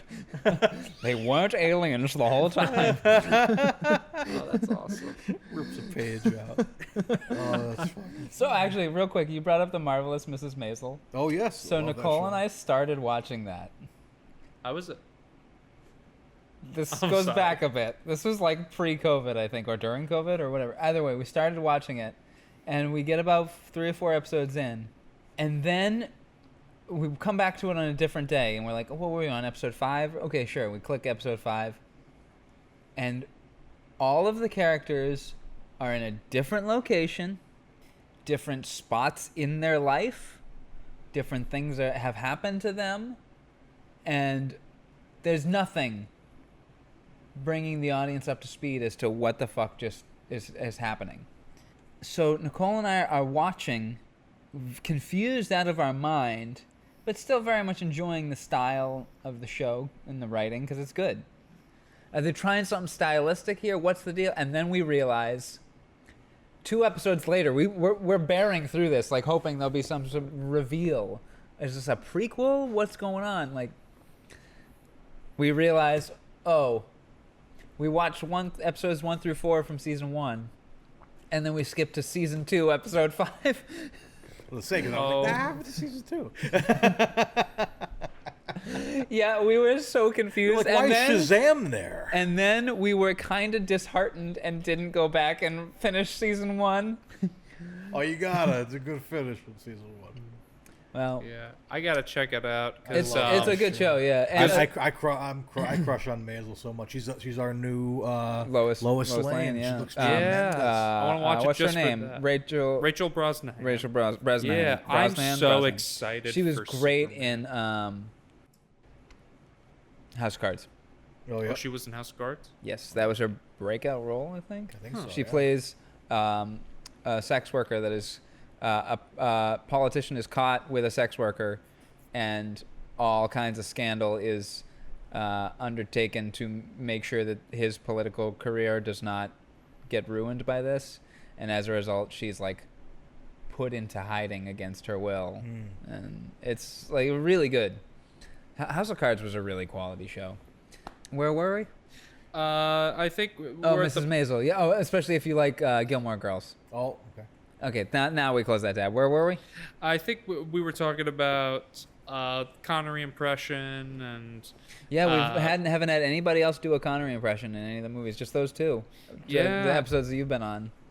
Yeah, that's crazy. Watch the whatever you spin is somebody else doing a Connery impression. Like we get like entrapment and Catherine Zeta-Jones mocks him or something. Or like Presidio, Mark Harmon tries something and it's awful. You know what? Because Meg Ryan plays his daughter. Maybe like they're on a date or something. And he mocks her dad, and she's like, "Oh We no!" land on Celebrity Jeopardy from SNL. Who was that? That was who's a comedian? Daryl Hammond. Daryl Hammond. Oh my God, iconic. I still quote that to this day. Or Shuck Robin it to the Hood, Prince of Thieves. There's yeah? like something. My parents said to not watch that one. They said to not watch it. Yeah, they were like, "That's not a good movie. Don't waste your time with that one." I'm excited to watch it. Oh yeah, we did a Robin Hood movie, but that was Robin Hood. What was the first one? Robin and Marion. Robin and Marion. They said not to watch that one too. Oh, Robin and Marion's good. We loved it. Yeah, I don't know if I'd go back to it, but actually re-listening to the episode again recently to pull some clips, I don't think I'd go back to it, but it wasn't bad. I would go back just for the end. Yeah, for Robert Shaw. Yeah, and Robert Shaw, sure, yeah. Yeah. It's not bad. Definitely curious to see the other one for sure. See how they compare. And then my final note for Hunt for Red October. What do you guys think of that awful blue screen at the end? Yes, The I have one that in my part of the notes. movie that, like, It's I don't mind the because I you don't see, mind the rough. especially in like Alec Baldwin's You see through his hair, Yeah, yeah. you see the Yeah. The where they're trying to feathering key it there. out. But Um, I tried to. Ignore it. Yeah, because I was like, it was a very good scene because this here, like, it's like, my grandfather taught me how to fish there, and then like there's a connection of them. Oh, my father taught me. I used to fish not too far from here, and like that little connection. It's kind of nice. I'm like, I like it, but yeah, of course, it's like going to be distracting. It's 1990. What are you gonna do? You know what I mean? It's just like. But however, the underwater CGI of like the torpedoes and the Well, there was that one that was very reminiscent of Back to the Future 2 when they go back to alternate 1985 where Biff took over, and when they first get back, like, I think we're back, and the plane comes down really quick over the DeLorean and it takes off. Yes. That's exactly how the animation was for that movie, for the torpedo. The torpedo, like when it first, it's like when it just misses, we get a shot of it kind of overhead, and like it looks like it's just going too fast. The You know what I mean? visuals of the sub though, of all the subs, could be terrifying when they wanted to, be, especially the one that is basically like the Star Wars opening. Yeah. Just it gives you chills, right? Yeah, submarines freak me out as it is. Especially it's claustrophobic. We were talking about earlier. Could any of us be on a submarine? I probably could if I just didn't think about the water outside. But also the space inside, the lack of space inside, like how cramped in everyone No, is. just I have a small room. I'm used to cramped spaces and Like- mostly being by Yeah, I think myself. I'd be okay with like, because I've been on a submarine, not underwater. Like it was just like there was like some exhibit I went to as a kid. Isn't it Battleship Cove? It was like Battleship Club. Battleship doesn't have a submarine; it has the ship, right? I'm not sure. But I haven't been there since I was a kid. it was some like I don't know, some like thing like experience we went to as kids, and like yeah, it's like intense because you have to like the doors are like kind of like this shape, but then a lot of space. And you really have to hurdle over it, especially as a kid, to hurdle over it. But I'm like, look, I could probably hang out here, but then knowing that I'm underwater would freak me the fuck out. If I don't have easy access to fresh air, I am terrified. You can't go outside. I'm terrified. You can't go outside. I need to know that I can run out these doors and out to the fresh air. I'd be panicking. I'm like, what if it's one thing to be in the sky. I have a chance of landing on my feet or something. No, I'm Okay. more terrified of the sky. Yeah, to be Are honest. To be I honest. don't know, man. Yeah, rather- well, think about how quickly you implode. Like, Yeah. if you were to die in a submarine, you'd die much quicker. So, to be honest, our flight back from North Carolina was rough. Would you fly? Breeze, but it was nothing against the airline itself. They were Breeze fine. has, But I it feel was- like you hit turbulence more on a breeze. It's something about the planes. But Alec Baldwin, can you explain what turbulence is? yeah. Yep. We had that Um, note. It doesn't make sense to me. Yeah, wouldn't a stewardess know? Wouldn't a flight attendant know? Excuse me. Yeah, it was a rough flight, and for the first time in a while flying, I got scared that we might not make it. I almost held Sean's hand. I had a flight back from Florida. Last time I went to Florida, that happened to me. It's tough. I felt like Baldwin in that scene where the guy is like talking to him with the helmet. He's eating a fucking Snickers. This all guy day. fucking vomited everywhere, man, right in his mask. Want a Anyways, you bite? want one of these? That's how like my wife was on the flight. Like I'm like fucking like, oh my god, we're gonna fucking die. She's like, this Echo show is not bad. It's all right, you know. And I'm like, I don't want to talk about Echo right now. It's like, oh man, yeah. They're both like pretty freaky, but it's water. We still have not discovered half of the ocean. You know what I mean? It's like Yeah. outer space. I'm more like interested in outer space. I want to see what's beyond our galaxy. But like, Same. it's something like we keep coming up with these. Look at this fucking giant piranha snake thing that we discovered that has like fucking 2 heads. Like we always discovering some weird creature that like existed. I'm like, what the fuck else is down there, man? And it could potentially murder you. Yeah, and like, just like it freaks me out. It's dark, it's scary. You don't cold. You don't know what's coming at you. There's and- volcanoes under the water. Oh my god! And you can't breathe. R.I.P. Borodin, love you, Samuel. R.I.P. Boromir. RP. You know, the plan to like fake the destruction of the Red October is brilliant, so that they can commandeer it, take it away.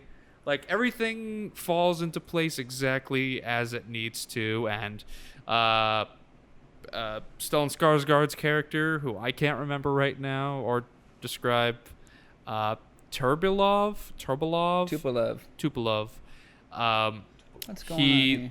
He dies, and we get that you lost another sub. Yeah, that ongoing interaction between the American director of national security and the Russian ambassador. That's the way that keeps cutting. The only scene featured in that video game. Yeah. So any other notes from you? Let's see. I think this might be Jack Ryan's first kill. Like, he's not really a field agent, so think maybe killing the cook, that might have been his first kill. I have seen no other pieces of Jack Ryan media. So Yeah, so I maybe I might double check my parents, because they are Tom Clancy, Jack Ryan fans, and so, and they love the movie, but they're like, the book is better. Like, it's rare that my parents will ever say like the movie was better than the book. I'm gonna listen to the audiobook now. Yeah, I might check it out. And one of my other notes is I want to see a buddy cop movie with Ramius and Ryan. Maybe like a My Dinner with Ramius, or Guess He's Coming to Dinner Russian style, or Lithuanian style. That like he opens the door and Gates McFadden, who plays His wife in the movie briefly. I have a Gates McFadden story, but I'll tell you another time. Like, it's Connery just shows up to dinner with like a basket of like groceries and stuff. He's got the bottle. Hello, of wine. Mrs. Ryan. It's very nice to meet you. Like, like he's just very sweet to like the daughter. It's the ending of Planes, Trains, and Automobiles. Yes. Yeah. Honey, guess who's coming to dinner?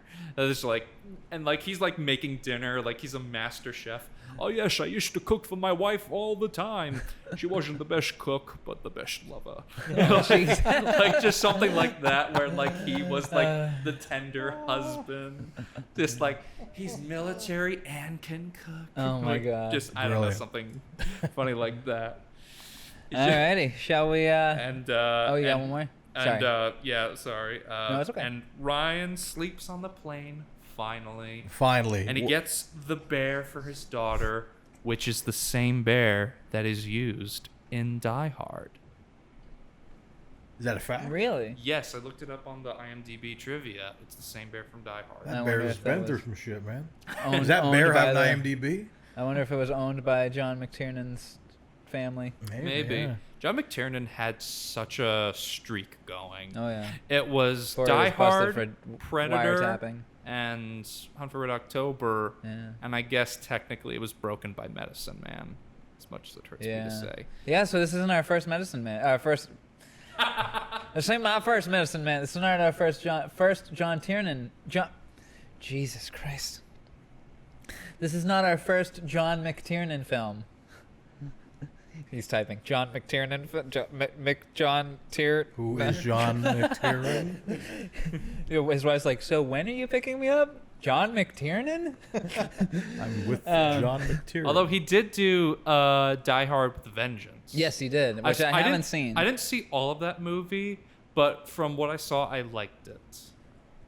Yeah. I want to see it because I'm not nuts about Die Hard 2. So I want to watch Die Hard with a Vengeance. My dad met the villain of Die Hard 2, William Sadler. Huh. Yeah, he just met him on a train. Oh. Ratings. Of course, after our discussion, we go to our rating scale. We don't rate the movie and just Connery. We also rate the sexy rating, what else do we rate? The SH. Sorry, the SH first. What's going on here with this Again. page? We start again. Hold on. Our rating section of the show, where after our discussion, we go into our rating scale and we rate the film and the man himself, but also if the SHs, the sexy rating, the movie score, musical score, and so on and so forth. So we're going to start off with our SH rating. And since we have a guest today, Guest goes first. We'll have our guest start it off. SH rating, 1 to 10. What'd you give it? I mean, the SHs in this movie are prominent, and I know you guys have said before in the past that the 90s is when it's really prominent. As you can see by some of these ratings here. Oh yeah, they get up here in the 90s. I hear it in some places and hear it and not hear it so much in others, but I think it's still prominent enough. Like I was saying earlier with like hear the sound of our silence. So you know what? I think I'm gonna have to give this 8.5, maybe a 9. Which one are you going with? I'll give it an 8.5. Alrighty, 8.5 from Lex. Mario, It's how not about as you? pronounced as like League for me, personally. Well, that's 13 years later. That's the big one.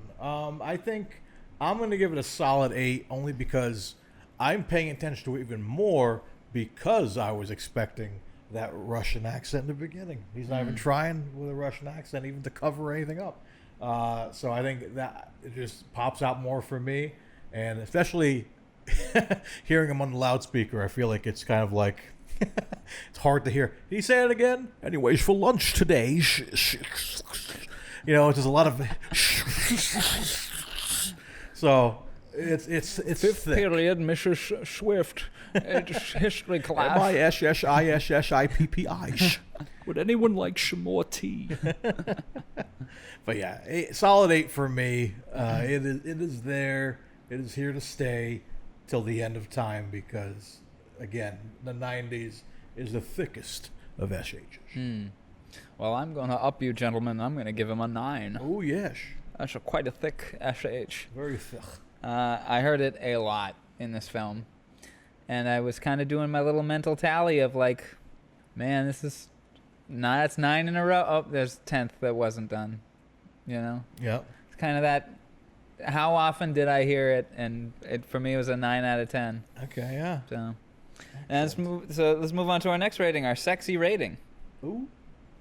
Sorry, Lex? Let's go with Lex.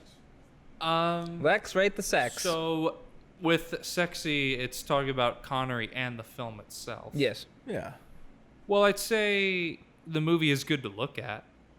Like, I guess I put sexy in terms of, like, how good does this movie look? No. No. In terms of sex appeal. Right. We've had a lot of, like, 5 Days, One Summer was a very good-looking film, but it was not sexy. Damn it, Connery. So, But pure sex appeal. you know what? Because there's a lot of, like, good-looking main actors in this movie. Like, Sean Connery looks great. Sam Neill looks great. Tim Curry looks great. Alec Baldwin looks great. Even James Earl Jones looks great. Stellan Skarsgård looks like a Nazi, though. But, I mean, if you like very pale and blonde, but reminds me of one of my exes. Whoa. What? Sorry. I missed all I of that. said reminds me of one of my exes. Oh. I thought you said reminds me of the Axis, which also makes sense. Anyway, so what are you giving it on the sexy? I mean, nothing really sexy happens. So, you know what? Just for, like, looks of the characters and not anything, like, huge sex appeal, I think I might give this 3.5, because Connery in uniform gives it an extra sexy. Okay. Mario?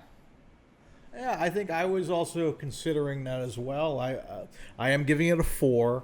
Okay. Same kind of reasoning. I think Connery looks great. Is probably like, again, I was really impressed by the hairpiece, and he looks damn good. Like early '90s Connery, man. It's only, it's sort of the start of the decline because late '90s, early 2000s, he's definitely looking real old. So he's holding on to that sexy. I mean '90s. I mean, fucking. You talk about The Rock and all that. He's hot there, but then as he ages, Hot Rocks. The what's Rolling that? Stones, Hot Rocks. Hot Rocks. He still looks good in League. I think. Yeah. Oh, yeah. Yeah, but he's just definitely old. What did we give him in League? Let's go back to our ratings for that. I think I gave that a 4 for, like... Yeah, you gave it a 4. We both gave him a 6. Huh. Look at that. Yeah. So yeah, I think the sexiest thing about this movie and the movie itself is that Connery and the rest of the cast are in a long, hard, smooth shaft and it's full of semen. There's another gold member reference. Long, hard, full of semen. His first line in the film is cold and hard. Yeah. Cold. That's how I'm going to give it to you. Yeah. Just like your mother last night, Trebek. Yeah, so it's not like, there's no women in this movie either. You know what I mean? Not trying to be sexist, but like, there really aren't. There's no girls. It's like a Rush concert. You know what I mean? I'm killing tonight, man. I'm going to give it a 4 as well, Mario. All right. I think Connery looks really good, and I think young Alec Baldwin looks very good. And that's about it. Okay. I mean, Sam Neill does look good, but I think he looks better the older he got. Yes, I like, agree. you seen Hunt for the Wilder People? I have not. Oh, it's really good. It's made by Taika Waititi Yeah. and the kid that plays Fire Fist in Yeah. Oh, I've Deadpool seen that 2. movie. It's really funny. Yeah, it's fun. Oh, It's it's so funny. funny. The kid's hilarious. Love it so much. I saw that. Shout out to Slowboat Holmes, Owen Scott Southgate. We watched it randomly at his house years ago on DVD. He's like, "Yeah, man, I got this movie. You want to watch it?" I'm like, "Yeah, sure." Yeah, Hunt for the Wilder People. It's, Come on, man. I'm David Lynch. You want to talk about David Lynch? Talk to my friend Ben. Talk to my friend Ben. What was that? Let's move on to The score. that doesn't seem right. Oh, okay, yeah, it is with this 3 ratings. Okay. Yeah. Musical score. Musica. L score? What's going on here? What's going on over here? All right, what are you giving it a score, Lex? Well, I mean, for the music, I've pointed out earlier, I think the music is really good. It does its job and a little more in this movie. Basil Polidorus. I don't think there's anything that... I don't know if I would, like, replay the Hunt for Red October soundtrack, like, if I'm in my, like, spare time. Like, I listened to, like, the God of War soundtrack recently. It holds up good. I tell you, I'm going to listen to the Hunt for Red October video game soundtrack. I'm saying I love that it. one I gets love a it 10. more. I would give that a 10. That one gets a 10. Both of them get Yeah. 10. Yeah, those are moody as fuck. But you know what? For music for Hunt for Red October, I think I'll give it like a 7.5. 7.5. 7.5 he gives it. Mario? Definitely some tense pieces in this film, but like again, I'm always like trying to think of what's memorable and what's not. So yeah, it's like it's good. It's not terrible, but I think I'm gonna go one under you. Be a 6. Sorry. Just yeah, nothing too memorable, but like definitely hit when you needed it. Sometimes silence was golden in this film. Sometimes you want the little tense, but like the tense music of the tornado approaching, and they're like brace or whatever. That Torpedo, definitely you hits mean? hard. The torpedo, sorry. Yeah, like, What did I say? Is tornado Tornado. underwater. that a tornado? Is that Bill Paxton outside? It's a Oh, twister. It's a twister. a sea cow, a manatee. Oh. John Wick's on a bike. Dun, dun, dun, dun, dun, dun, dun, dun, dun. Don't kill me, John I'll Wick. get you, your my pretty, and my little dog too. I'll get him back.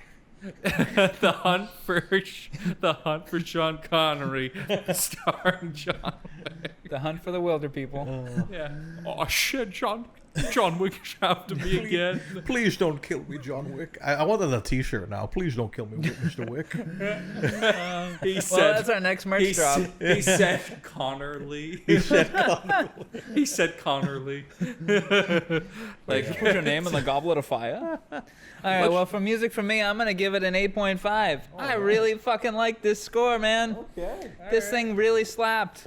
It really drove the movie along. It was tense. It was ominous. It was patriotic. It was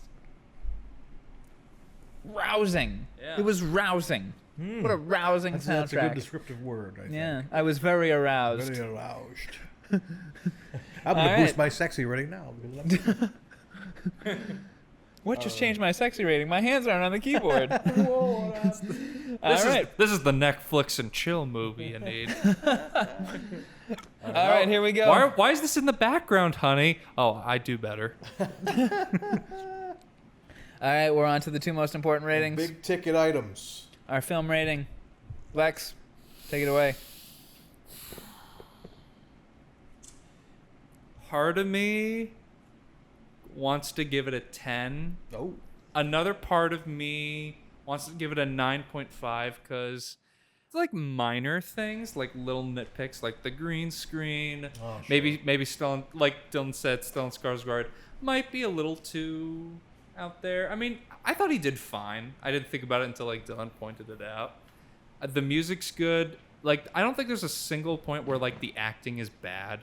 The cinematography looks amazing. The action sequences are great. Yeah,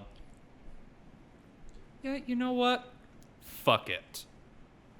I'm giving it a 10. Whoa! You know what?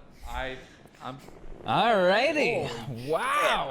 I love this movie, man. Like, Damn, son. like it's Hunt for Red October, Indiana Jones: The Last Crusade, and Finding Forrester that are like my 10 Connery movies. Wow. I think we also gave Indiana Jones a 10 as well. We did. Well, I gave it a 9. You gave it a 10. I was the only one that gave it anything less than a 10. That's right. And that was my wiggle room for Raiders. Yeah. Yeah. Yeah. I mean, I would argue Raiders might be like an 11, but like Yeah. 10.05 as we've given things Oh, before. yes. All right. Well, Mario, what are you giving it, bud? So yeah, I was kind of talking about it when at one point you were kind of out, me and him were chatting about it. Like this movie, always appeared around the holidays for me. Like Thanksgiving, AMC would always like have these weird movie marathons of like Hunt for Red October, Die Hard, just random action movies from like the 90s and 80s. Steven Seagal films like crazy. But so watching it again, I was talking about earlier, every time I saw it, I would see it in pieces. I'd always see the middle of it because it was on cable, of course. So it was my first time in a long time watching it from the beginning to the end. And I did enjoy it, and it gave me a comforting feeling. It's kind of cozy. It's It is a very cozy film. It's kind of cozy. It's nowhere near Murder on the Orient Express cozy. No. But it is. It's A cozy train is way cozier than a Yeah. fucking submarine. Yeah. I would You rather can get fresh air on a train yeah, I would rather live on a train for the rest of my life. than in a submarine for any amount of time. absolutely. I mean, with I love trains. Like, I think my ideal like I think a perfect house for me would just be like a train that goes anywhere, and you Ooh, can train go house. and do anything. You know what? I'm making that movie, The Train of Wonders. The Train of Wonders. But yeah, so it's very cozy for me, and I enjoy it. It's not perfect, but it's kind of close. It's like there's some aspects there, man. Like some great. We'll talk about Connery in a minute, but I like it a lot. So I like it a lot. I think I'm gonna give What it is that? Dumb and Dumber. Okay, that's When they're in the diner. Hey, Flo. I think I'm gonna give it a 9. All right. I'm sorry for that Trumpish. I'm gonna give it a 9. I'm sorry about that. By accident. Stay away from my 9-year-old. That's all. Dude.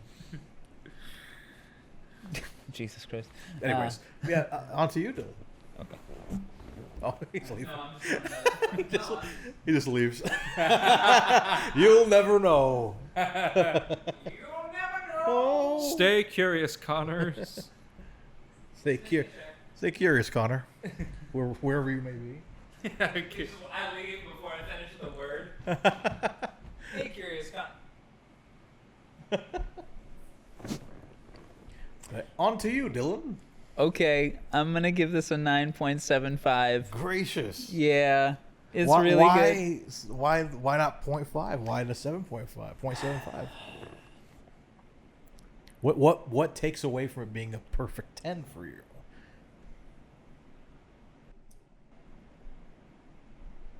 I don't know. It's just not. Okay. But Which it's good is enough the to be unit of like- measurement of speed that something travels in the water. Not. Oh. But it's really, really, really, really, really fucking good. It's such a masterpiece of a film. But there is just a little tiny something holding it back from that perfect 10. Is for that me. green screen? No, you'd think it would be. My brain was like trying to justify, like, is it the green screen? No, it's really not. It's actually blue screen. It would have to have been blue screen. Oh, sure. I I feel like we're in like a therapy session. Trying yeah, to I don't convince him really to- know. Like, I'm trying to pinpoint the exact moment of trauma. Where on the doll did the movie touch you? Did Hunt for Red October hunt you? Where on the submarine do you feel the most traumatic? It's a plushy submarine. Where on the submarine did that movie touch you? I touch it. I turn it over. It turns out the submarine has a penis. And touch the penis. It squeaks. Whoa! Hey! Whoa! Get! That's my no square.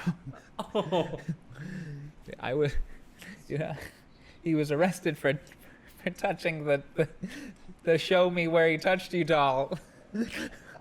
Like, show me where he touched it, and he touches it. Whoa, you sick pervert! Throws him in jail. Touching dolls like that? Don't touch a submarine like that. I told you to point, you sick fuck. Poor 7-year-old registered. He's gotta go door to door. 7-year-old shows to your house. It's too early for Halloween. He's like, I know. How can I help you, son? I've got to register as a sex defender. A sex defender. How old are you? 7. I'm Who taught you English? It's a sexy fender. A sexy fender. Yeah, if you ever get a Strat, you'll be like, I got a real sexy fender I here. do get a sexy fender. But yeah, I don't know. I think it's just, it's a really cozy. I can't explain it. Like you. It's just It's right like there. what I said. It's like it's very good, but it's not perfect. Yeah, I mean, I ripped the Band-Aid off and just said 10. Because, like, I understand that feeling of, like, there's something, but you can't guess what it is. Stellan Skarsgård. That was It just hit me. Yes. Stellan Skarsgård takes away a quarter point. okay. I'd Yeah. argue that Stellan didn't need to be in this movie. That role could have probably be played by anybody, arguably. I think his portrayal is a bit cartoonish. And I think that might take away from me. Because I remember putting this on to watch it for this go, and as I put it on, I'm like, oh yeah, that, like the cartoonish sub commander who's after him. Oh yeah. It didn't put dread into me or anything. I just remembered it, and yeah. So I think it's Stellan Skarsgård that does it. Okay. It takes away that quarter point for me. Okay. Fair enough. Still a brilliant looking score on the board. And now for the final rating, the one that probably matters the most. The man himself, Sir Sean Connery, we rate the man himself. Starting off with you, brother. What is your Connery rating? Well, thank you, my friend. So, Connery is... So, at the beginning of this, when I kept going in circles talking about his 1,000-yard stare, how much emotion is in just one stare. And we see it again when they evacuate the boat because of the reactor, and he's just, like, quiet. And... Like, you see that there is so much going on in here. Like, there's so much story, and, like, and by the way, like, Connery doesn't, like, do, like, a tense scene where he's, like, you know, pouring his heart out and crying and, you know, something like that. His most tense is still very reserved. Yeah, like, it's very reserved, but Yeah, I also think don't... First Night is probably the most intense we've seen him, maybe? I don't know. But I also don't... Why? But also... Yeah, that big scream. Why? Yeah. But I also don't think you have to be tense in order to give, like, a AAA performance. Sure. Like, cause I think because there can be so much nuance in subtlety and the quiet, and like how on board we are with him as a character, and how we almost immediately like him. We talk about him, and he gives like the facade, like he gives that speech of like, we will attack America. We're not attacking We America. will attack America. It's me, Sean Connery. Yeah, that we're not. But he's like, we're not attacking America. We just want to leave Russia. I'm just saying that. Buckaroo. Buckaroo. Like, but yeah, like, and even like, yes, he doesn't do a Russian accent, but he's also not Russian. Yeah. So you could make that argument that he doesn't technically have to. Well, again, if you've listened to any episode of this podcast, you'll know he doesn't ever do an accent ever. Yeah. Ever. Yeah, no, and you know what? That's fine. His Like, accent is Sean Connery. yeah, it doesn't even like bother me. Like, it doesn't bother me that he doesn't do one. And when he does speak Russian, I think he speaks it pretty well. Like, I don't think he's like stumbling over his words. No, he does it very well. Like there are times where you can tell where like someone doesn't know, like they know Spanish, but they can't speak it so fluently. Like me. I've been learning Spanish recently on Duolingo. Yeah, I've got to do my lesson today. Or Yeah, I gotta do my lesson too. And I know enough where I could listen to a conversation and pick it up and be like, they're talking about this. But yeah, like he speaks Russian well enough. He's charming. He's charismatic. He's cool as a cucumber. Like, you can see, like, even when like Sam Neill dies, like you could like, it's so sad, and like he doesn't give this big emotional thing, but you can still see like the pain in his eyes. Like, I think the art of subtlety is something that Connery is also very good at. Like, you don't always, and like I said, you don't always need to like be loud to like. Yeah, he's very subtle in this film. Yeah, and and I think because I gave, I'm gonna say it. Do you want me to say it? Say it. Say it. 10 out of 10 Whoa. from Connery for me.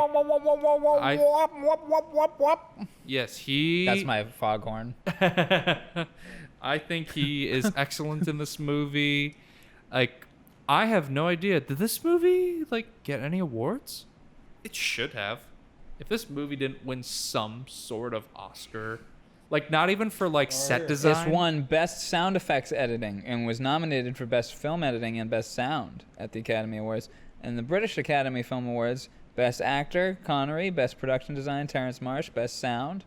BMI Film Award for Film Music Award for Basil Polidoris, won. And Best Sound Editing, Motion Picture Editors Awards, 1991. Wow. All right, I'll take that. Yeah. But, yeah, so that's my answer. 10. All right. Alrighty. Mario? All right. Short and sweet. I think he's great in it. I think he looks great in it. Sometimes I think maybe it was like something I was missing from slightly. I don't know what it was. but I still enjoyed seeing him. I still think he's fabulous. So I feel like there was something slightly missing. So because of that, 9.5. Still a good score. Though. 9.5. Well, Lex, I'm going to join you in that sunshine. 10. Big He old is 10s. delivering an acting masterclass in this film. I don't really have much more to say. He's fucking incredible in this. This is peak Sean Connery Google search results for a reason. Yeah, if it's not a Bond movie, it's this movie. This is one of the reasons why people wanted to be on this episode. It's This iconic. performance. Iconic. Alrighty, shall we look at our averages? Let's look at the averages. All right, let's go back over here. Our average SH rating is an 8.5. It's getting there on the thick end of that scale. Average sexy rating 3.83. It's not really that sexy of a film. Average musical score 7.33. It's a pretty damn good score. I think so. Our average film rating is a 9.58. That's really good. And our average Connery rating is a 9.83. He's firing on all cylinders, and 2 of those cylinders are for water to pass through silently. Yeah. Nice. And our total, Sean, is 78.17. Very good. That's a good Sean. Yeah, it's quite a dip under Indiana Jones, though. Yeah. Indiana Jones is gonna be hard to beat, man. Yeah. That's gonna be a harder one to beat. There's so it's the music for that one, man. The music and the sexiness together, man. Yeah. It's a titan. It's hard to take down. Yeah, the sexy. Yeah, look at that difference in the sexiness. It's hard, man. Wow. It's hard to take down. Alrighty. But anyways, with all that being said, we have one more thing to do. One more thing. Remember Jackie Chan Adventures? What? Jackie Chan Adventures. Remember that cartoon? No. I never saw it. Oh, so good. I mean, I've heard The of it. grandfather, that was like his catchphrase. One more thing. It was great. Yeah. Grandpa, can you just make a list? One more thing. One more thing. Eggs, but a half dozen. Half dozen, not a full dozen. I won't go through it quick enough. Okay, Grandpa. One more thing. That's my the prescription for my dementia meds. Anyways, one more thing. We go over to wheelofnames.com to spin the wheel of curiosities. And of course, with our guest here, we're going to have you spin the wheel. This is our second time spinning the wheel. And look how tiny that wheel has gotten. It's scary. I'm nervous. We're going to have to take Hunt for Red October off. And it's going to be even smaller. Oh, my God. Oh my God, it all fits on one thing. We've got 13 left, which means, including Sir Billy, we've got 14 films left. Oh my gosh. Man, Congratulations, guys. Thanks, man. We're trucking on, man. We're almost done here. So as we always do, what do we want? What do we not want? I'm gonna be quick. I kind of want Marnie. I kind of want young Connery again.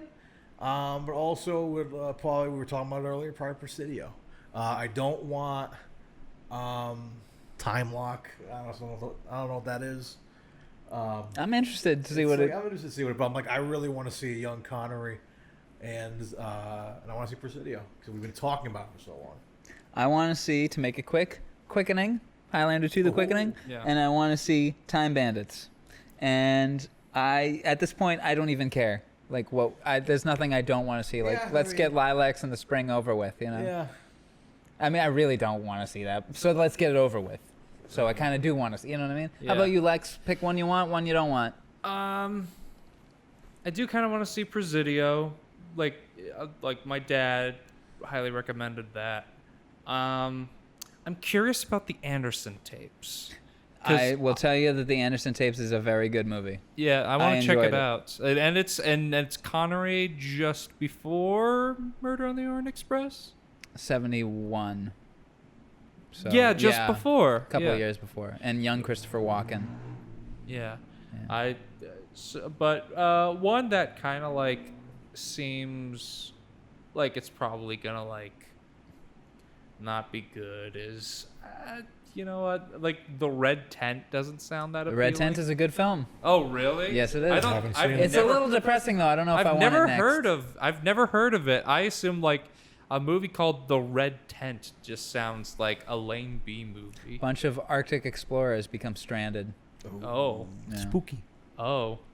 Maybe save Time Bandits for another day? What if that's your second to last episode? Well, I want Time Bandits sooner rather than later. Hopefully, I think we've got a pretty fun guest lined up for that one. So, Yeah. so what we're gonna do here, because this computer's stationed over here, we're gonna do what we did in the last episode. We're gonna switch seats. Okay. Right? Sound good? Now.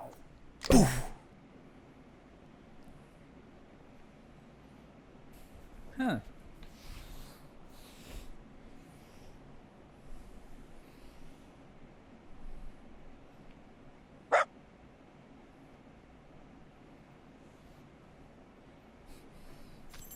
Okay. Well, as always, we've come to the point in the show where we're about to spin the wheel of curiosities. Lex, you've been gifted the seat of the spin. I don't know what I'm saying. So what you're gonna do? We've been gifted the seat of the spin. What? I got the spins. The spin seat. He hits the wheel, but the seat starts spinning really fast, like a Moonraker. Right. You've been given the seat of spin. The seat. We are spinning. You spin me right round, baby, right round, Bill.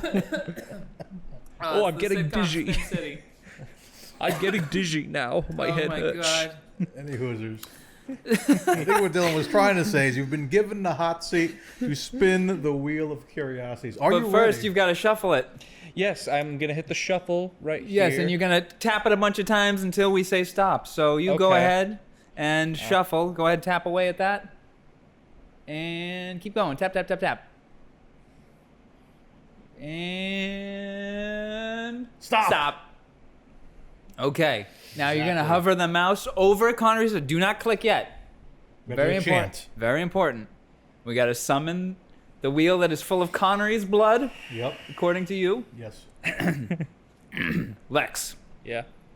are you ready? To Spin the wheel of curiosity. Robin Hood, Prince of Thieves, very close. Wow. A hair to Highlander 2. I was about to be like, I'll see you guys next week. Wow, Robin Hood, Prince of Thieves. Okay. Wow. I was kind of hoping. I want to compare the two Robin Hood movies. For Yeah. sure. So I think that could be a lot of fun. Okay. I'm ready for it, man. I think I might watch that with Tess because I like Kevin Costner. I think what we might do is we'll watch Robin Hood, Prince of Thieves, and then we'll also watch Robin Hood Men in Tights. Yeah, that's gonna be my bit for next week. As I come in and we start talking, but I keep just like, yeah, I loved Blinken. We watched the wrong movie. You watched. Yeah. Men And you Fight. watched Robin and Marion again? No. What you guys food? need to do for like a bit is like you do your like Mario Lima, Dylan Titus, and one of you goes, "Lend me your ear," and then And I'll sing you a And- song, and I'll try not to sing out of key. no, like he, yeah. Oh, and then, yeah, like pulls rip it off off. the ear, Love. throw it at one of them, and then it's just like. It honestly would be disgusting. funny if we just did the intro like we usually do, and then we start reading the wiki. But you're reading the wiki for Men in Men in Tights. Tights. Do the first But paragraph. everything we discuss is Prince of Thieves. Yeah, but we're just reading. Yeah, someone's listening and just like, wait a second, I think the Wikipedia that he's reading is for Men in Tights, but they're talking about Prince of Thieves. What's Yeah. going on? It'll be a total mindfuck. Today's movie is Aladdin 3, The Prince of Thieves. I love that movie. Oh, anywho, That's what that is, right? Prince of Thieves? Yeah, it's the King of Thieves. King of Thieves. John Rhys Davies himself. Yes. That's Papa Aladdin, right? Yeah. But man, I'm excited for this Prince of Thieves. Wow, I was Robin laughing Prince so of hard I Thieves. fucking... Okay. Busted along. Yeah. But I'm yeah, excited for we'll this. be back next week with Robin and Prince of Thieves. We'll like to thank our second time here, Lex. Lex Parrillo? Do you have anything to promote? Plug, as the kids say? I do actually. I have a new podcast. So, my old podcast, it sadly fizzled out, but I do have friends that were on that podcast that are part of it. We just recorded an episode last night. It's called the Lex Talk Stuff podcast, where I just kind of talk about whatever I'm feeling like.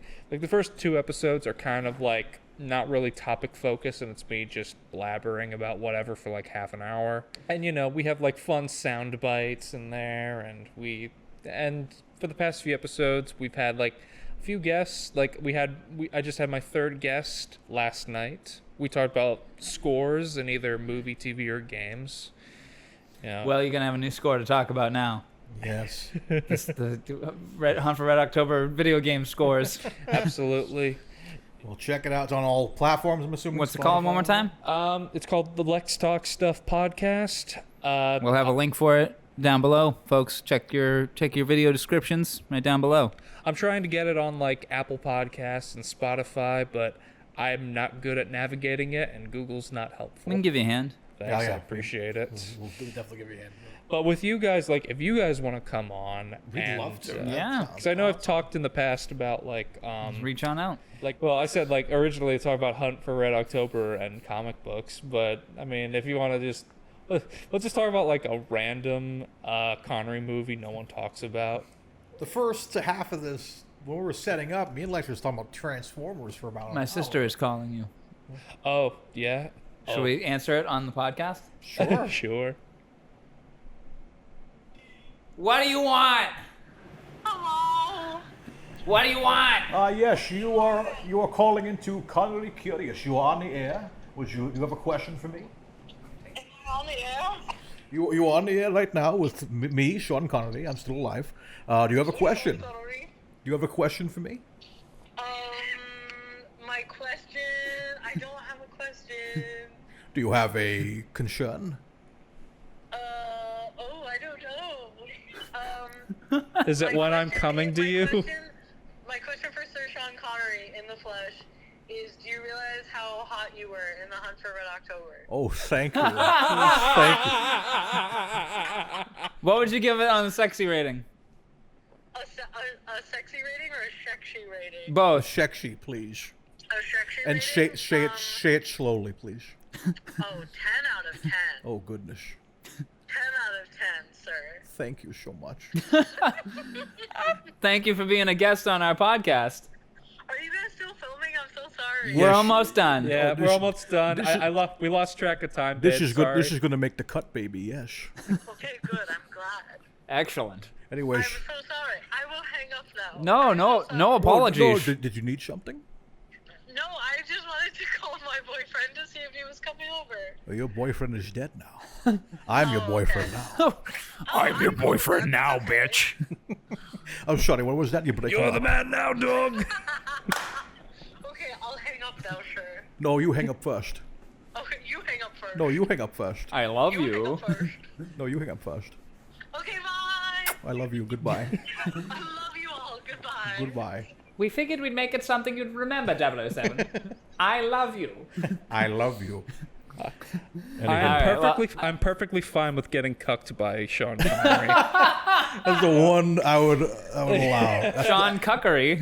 my Tess literally said the other night, babe, if you left me for Cher and Cher would take you, I would not be upset. I would brag about how Cher is dating my ex. Sure. Yeah, come on now. But Well, I think that might be a good spot to wrap it up. yeah, Weird yeah. time. So, guys, again, check out Lex's podcast, Lex Talk Stuff. Link below in the description, and we'll be back. Connery will be back next 2 week. weeks. 2 weeks. We're now on a 2-week schedule. Yes, 2 weeks. Yeah. And once again, check out our social media and our Patreon page. Yes. We got a Patreon page with lots of extra bonus content, extra episodes. There's going to be a bunch of stuff from this episode that didn't make it, which will go up on the Patreon. Because, boy, Lex and Mario talked some superhero stuff for a while. So if you Lots. like superhero stuff, you will I thought I was dig on that vacation content. for Nerds Media, but I guess that was... Sorry. Well, no, I love it. No, I love talking about nerd So stuff. all that content from when I was swapping out memory cards. Oh, it's there. That's all. It'll That'll be all there. be at our Patreon, and you help keep the lights on here at the Proving Ground, so we can keep making awesome music and music videos and podcasts and a bunch of other cool things. shit coming from this building. The Proving Ground. Check out the Proving Ground below. Yes, Connery will book a return session. and Robin Hood, Prince Thieves, and we will Exactly. also be back. Me being Mario Lima. And I've been Dylan Titus. And I've been Lex Parrillo. And as always, folks, Stay. You do it. Stay curious. Oh, that's a good one. Thank you. Good one. all right, now let's get out of here, guys. Try it again. Yeah. 3, 2, 1. This still isn't right. Um, We're trying to I'm, leave, right? I'm getting a little worried. I need to One go more time, home. One more time. Let- 3, yeah. 2, 1.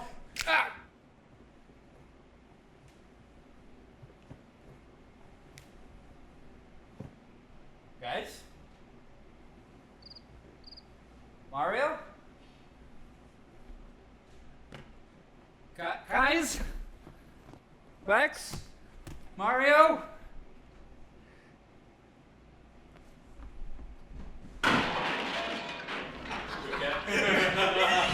You're like a piano crashing.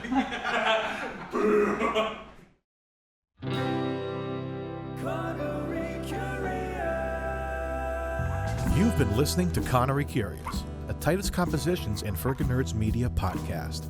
Follow us on Instagram and YouTube at Connery Curious for updates, memes, and episode clips. You can also visit Dylan on Instagram at Titus Compositions to hear other podcasts and original music, watch music videos, or even pick up a great vinyl record. For more discussion about your favorite films, comics, and games, and a network for all things nerdy, visit me, Mario, at Friggin' Nerds Media. You can rate, review, and share the podcast in-app, which helps us grow the show and reach other curious Connerys out there. Thanks for spending time with us. Have a great day, and remember, stay curious.